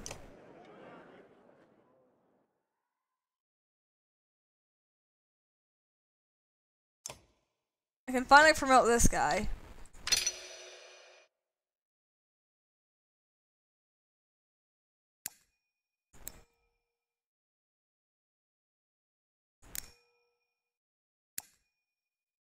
I might just do this for now.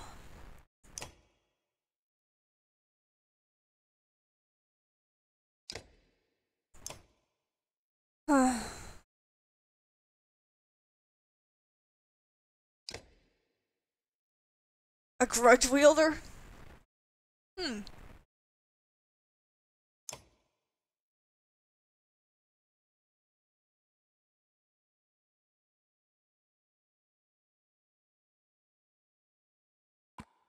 Okay, you're injured, so I can replace you for now.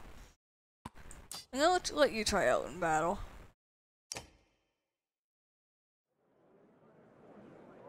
We can't stay. We have to keep going, and it sucks because we don't have any supplies. How do I fix that? There's not a town anywhere near here.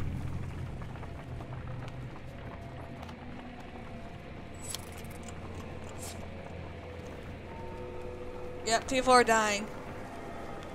Oh, there's a town coming up. While walking, the words of a mother's song reach you. It's soothing, nuanced, and about your current journey. When she finishes, a man begins to tell of his own verse. The woman quickly responds with another poem, and the entire cabin slows to listen. The entertaining competition.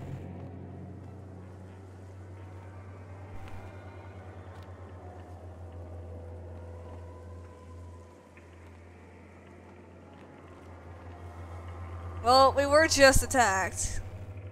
Unfortunately, I'm going to keep an ear out for danger. After and choose continue behind you as you put some space between to remain undistracted. The male contestant soon admits defeat and the clansmen quickly march on, thankful of a lighthearted distraction. Well, we made it to town, so at least we're not going to lose any more people. Oh no, we're going to lose people before we reach it. Yep. 2 fighters, 3 clansmen, 3 Varl. It's like a little town here. Can we stop? Oh. Okay, we can get supplies. The villagers are completely oblivious to destruction and that is coming. All we've seen is some dark figures far off, I tell you. Aside from a few families, they're reluctant to pick up their things and join you. Well, we got more clansmen. Wait, there's no food here? No! Oh no, there is. There's a market.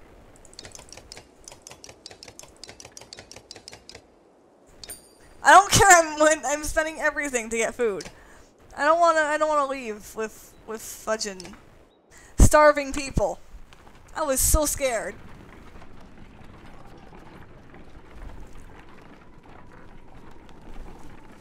I was so scared.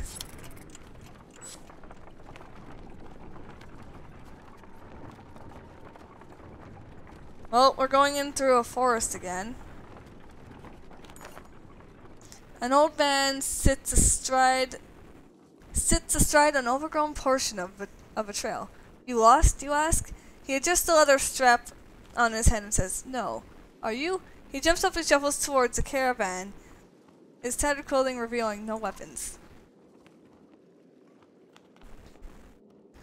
"Well, I've been better," the old man says, peering into the supply wagon. "But I'll join you." He stands next to a fighter, throws his beard over his shoulder, and puffs up his chest. The fighter grins, and the stranger exhales, asking, "What are we waiting for? Lead the way!"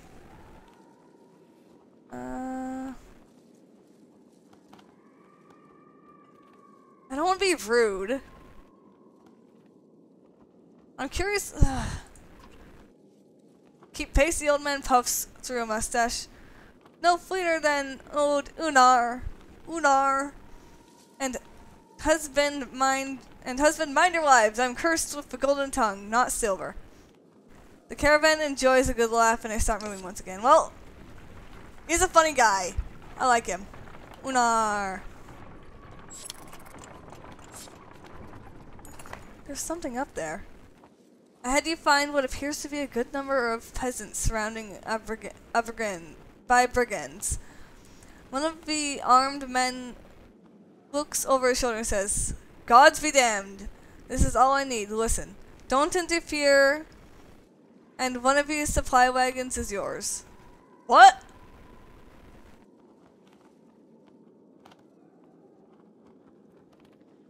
Okay, what's going on here?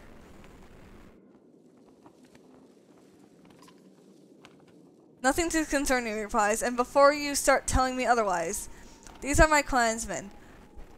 Thought they could run off with every scrap of food in the village. Now I want is you to move on. Take your share or don't." I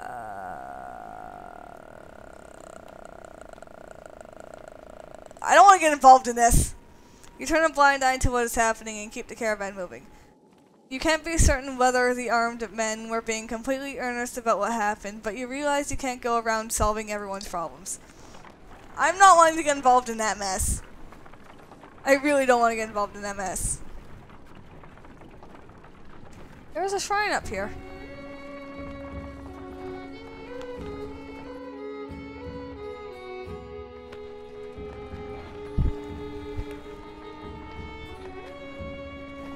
Have I seen this one before?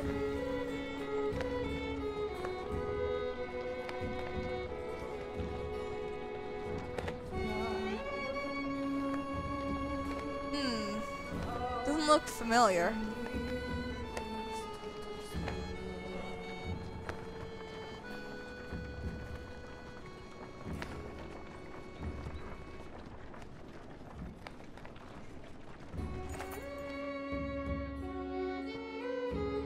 The imposing godstone of Jorulf appears. His severed visage makes it feel like he's watching you even now. The caravan spreads out, happy to be freed from the confining forest and open fields. Hogan pulls you aside to show you some red berries growing on an ash tree that looks like it was chopped down long ago. "These shouldn't be growing here," he says excitedly. "I haven't seen these in a long time." He and Mogan busily go about collecting the berries.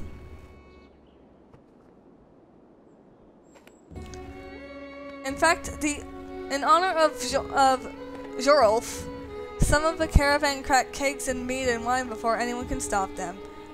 "To the only god that matters," they shout. Everyone drinks, and you're glad the merriment has swept over the caravan. You look at the godstone, Jorulf's head surrounded by images of casks and drinking horns. Though he was always depicted as being stern, Jorulf was one of the most popular gods of men in Varl, the one who taught them how to brew. It seems like more than coincidence that the long fields around Jorulf's stone have always been... Well done, thank you for following. It seems to be more of a coincidence that the long fields of Jorulf's stone have always been excellent for growing anything you could need for a good drink. I'm gonna help collect the berries. What exactly are these, you ask Hogan? When I would travel to Borsgard with my father, sometimes he'd buy a few of these, Hogan replies. I couldn't be a luckier find. See for yourself. You try one and feel energy returning to your tired limbs. Not taking a few more would be a wasted opportunity, you figure. As the hour becomes late, the caravan is eventually ready to get back on the road. The day by Jorov's stone is one of a few memories that hasn't been tarnished by the specter of bad fortune, you think to yourself. We got a Thistleberry! Thistleberry, I think, is what it's supposed to be pronounced as.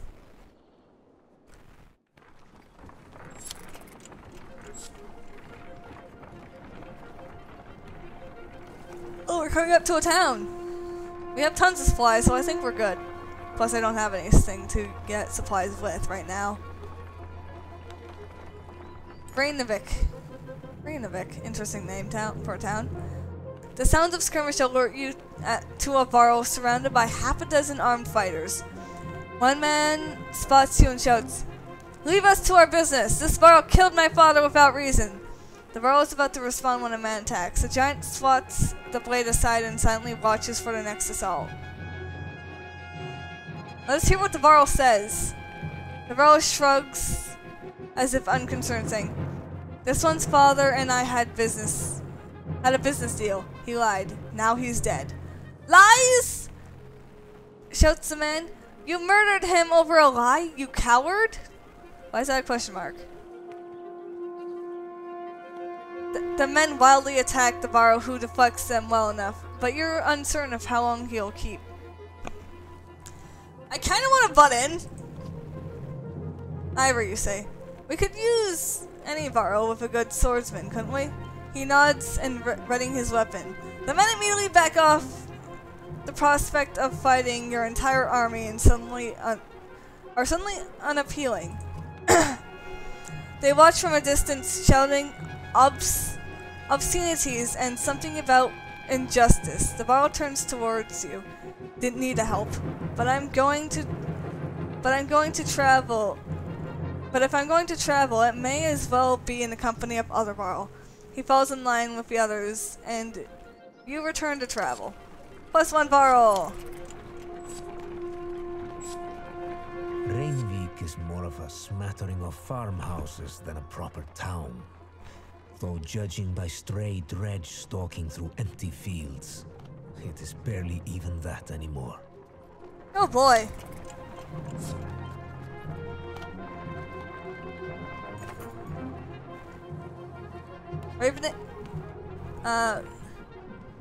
Rainovic comes and goes as a long series of farmhouses, abandoned and crawling with dredge. The farmers have probably already fled to Borsgard. You try to hurry past, but are eventually spotted by dredge. Dredge start ambling in your direction. What is that? Points Oddleaf up near one of the longhouses. In the distance, a large person, clothes seemingly covered in blood, is cursing loudly and stumbling about. He staggers into a longhouse, laughing. The dredge are heading your direction. Turn back, roaring, and begin to pound the longhouse door. They seem to be holding a grudge against this particular person. You doubt the door. Well, I need help. Against my better judgment, we should probably do something. You say. The others agree, even though it means putting them all at risk. As you quietly approach, the dredge manage to splinter the door and break through. "Hey!" shouts a barrow wearing all red, standing on the other side of the dredge. "Came all the way up here just for me?" He seems unconcerned about the dredge as he hoists his enormous sword. Oh! I can actually make my own party right now! Alright. I said I wanted to have a kill tryout.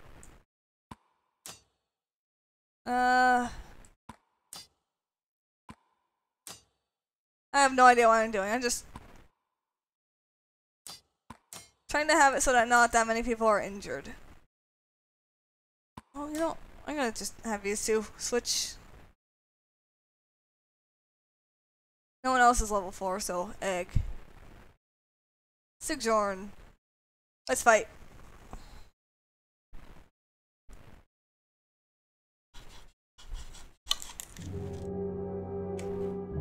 Oh my, they're all just piled, most of them are just piled up there.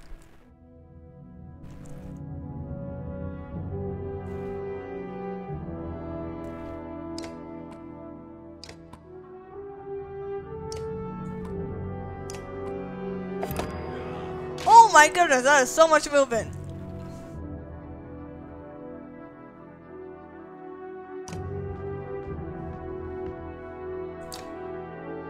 Can Tempest hit this guy as well? I don't know how this is gonna work.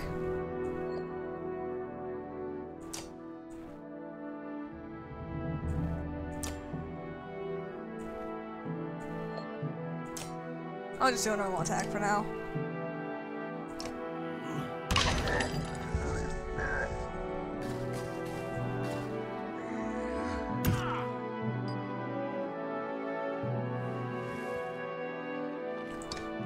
Alright, let's go, kill. Guts. Knocks back adjacent units up to 2 tiles, doing 1 damage per tile. Sure.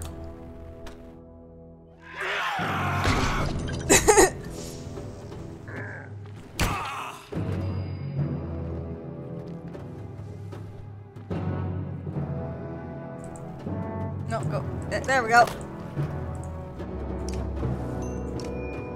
Let's break your armor. Oh wow, that was great.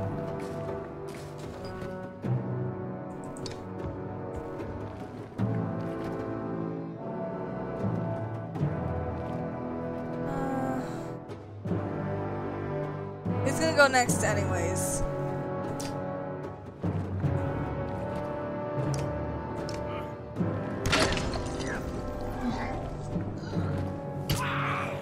Ow.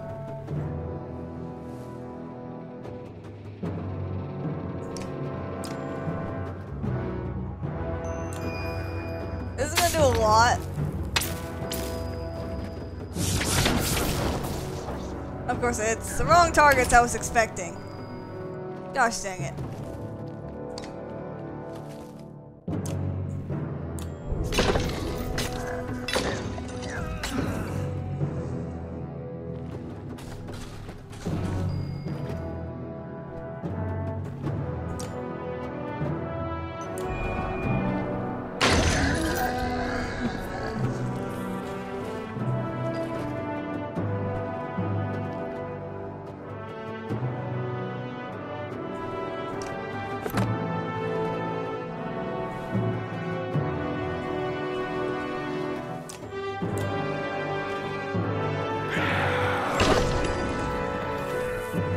Oops.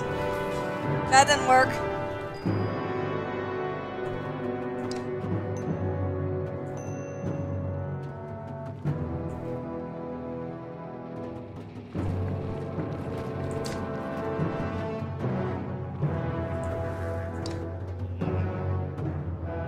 I know, I'm just gonna fire regularly.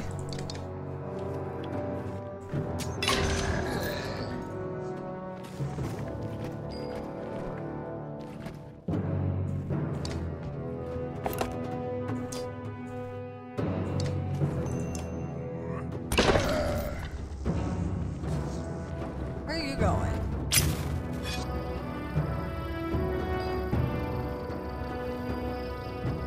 Well, you can actually do the thunder on these guys now. Oh, it's actually lightning, but meh.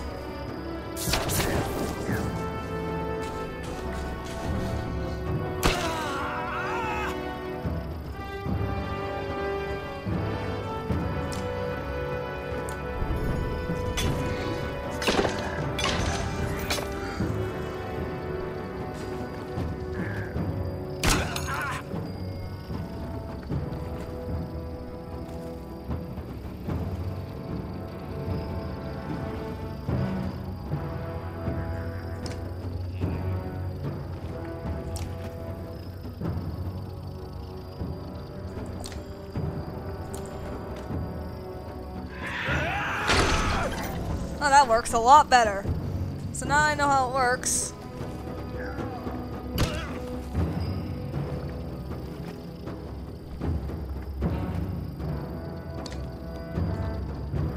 I'm gonna let you do anything.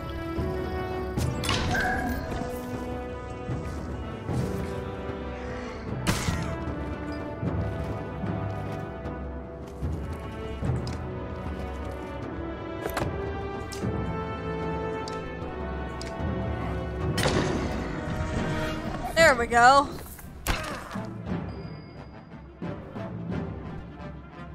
You get away, and I'm gonna have you mend this guy's armor.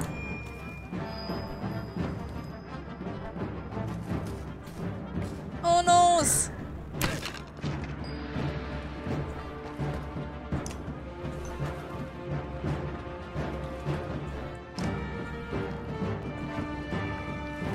Really?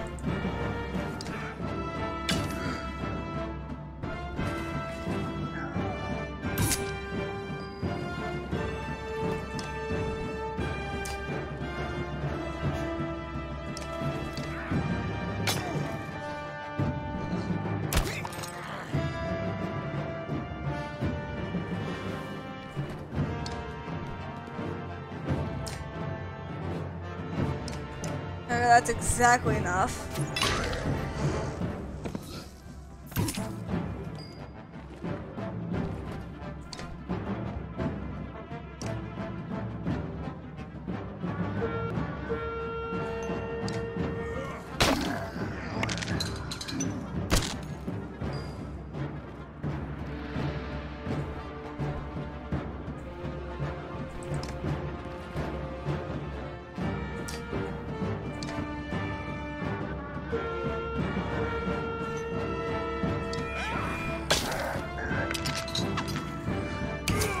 Oh, he's down.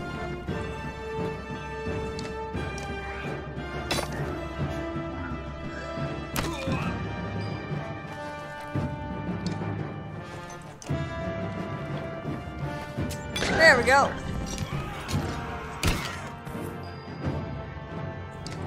And now we can kill him.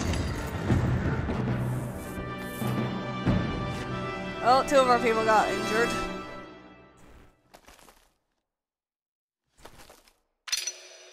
Promotion for Krummer. Promotion for Alette. Sigborn is hurt. And Hogan got hurt.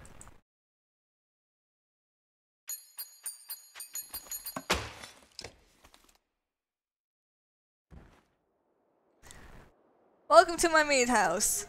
Sigborn's House of Mead. Wasn't expecting to borrow this far south. Or this drunk. I can see that. There are people huddled in a corner of a mead hall looking on with uneasiness. Who are all these? Who are you people? No, they're friends. They made this place, not really mine. You lured Dredge back to a room full of unarmed people? What's wrong with you? Come on, I saved everyone here. They shared some fine drink. The best drink. Wait.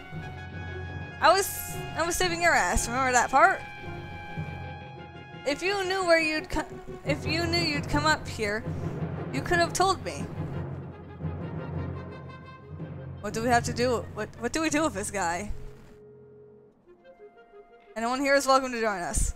The townspeople are showing you a huge stack of barrels filled with quality bead and help you haul them back to the caravan. Plus 20 supplies. Oh my goodness. I'll miss this place. Good memories. Oh, he's cool. With some help to gather up the casks of mead and head back to the caravan, Sigjorn and the other survivors in tow, the caravan gives a boisterous barrow a berth as you set to Bursgard. Ugh.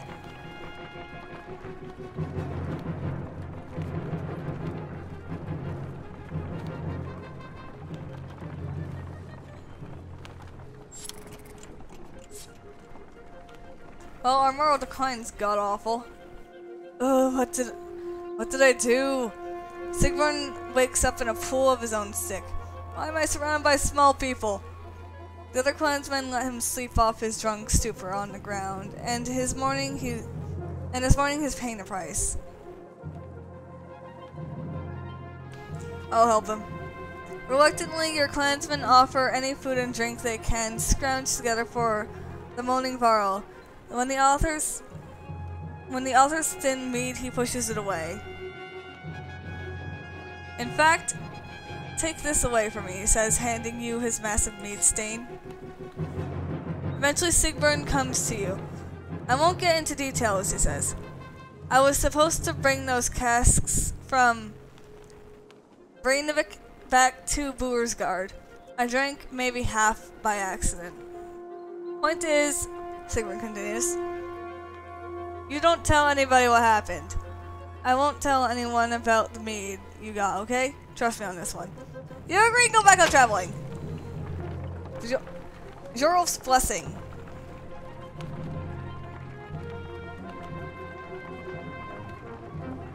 Is this all ice again? Ice and snow? There's a lot of snow in this area. Thieving bastards, you awaken to hear the small band of outlaws who had previously joined the caravan made off with a substantial number of supplies while everyone slept. A watchman tells you, why in the depths were they allowed to join us to begin with? Oh boy.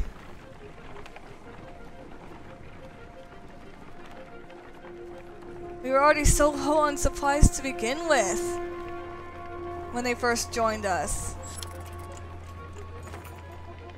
A couple of men with broad shoulders and thick cloaks approach the caravan. They might be outlaws. You hear nearby, and the idea quickly ripples through the clansmen. One of us turns to approaching. We've run out of food.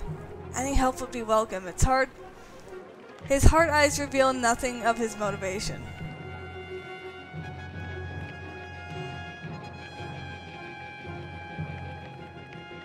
I can't offer them food. We can't prepare the food, you say. But I'll tell you this. Turn and run. The dredge behind us follows swiftly.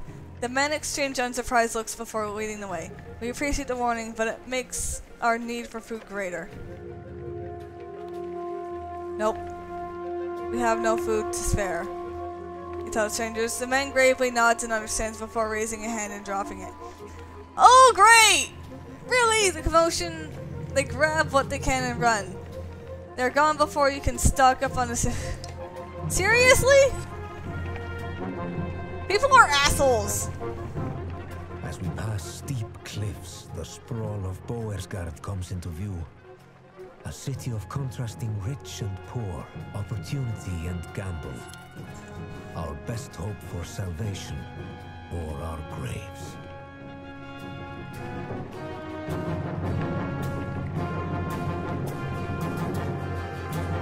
The Slayer and the Slain.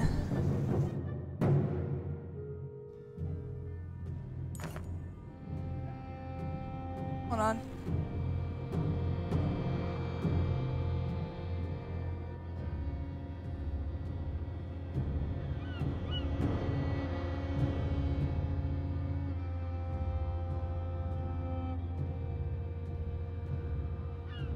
Okay, there we go. Finally, you arrived at Buersgard, where the walls stretch for miles in both directions and are littered with bodies of dredge, Varl and men. Excuse the mess, shouts a voice from above the gates. Looking up, you spy a striking Varl, his face wreathed with matted black hair. Movement at the gate catches your eye. Dredgers still banging on the gate doors without luck. Let us in!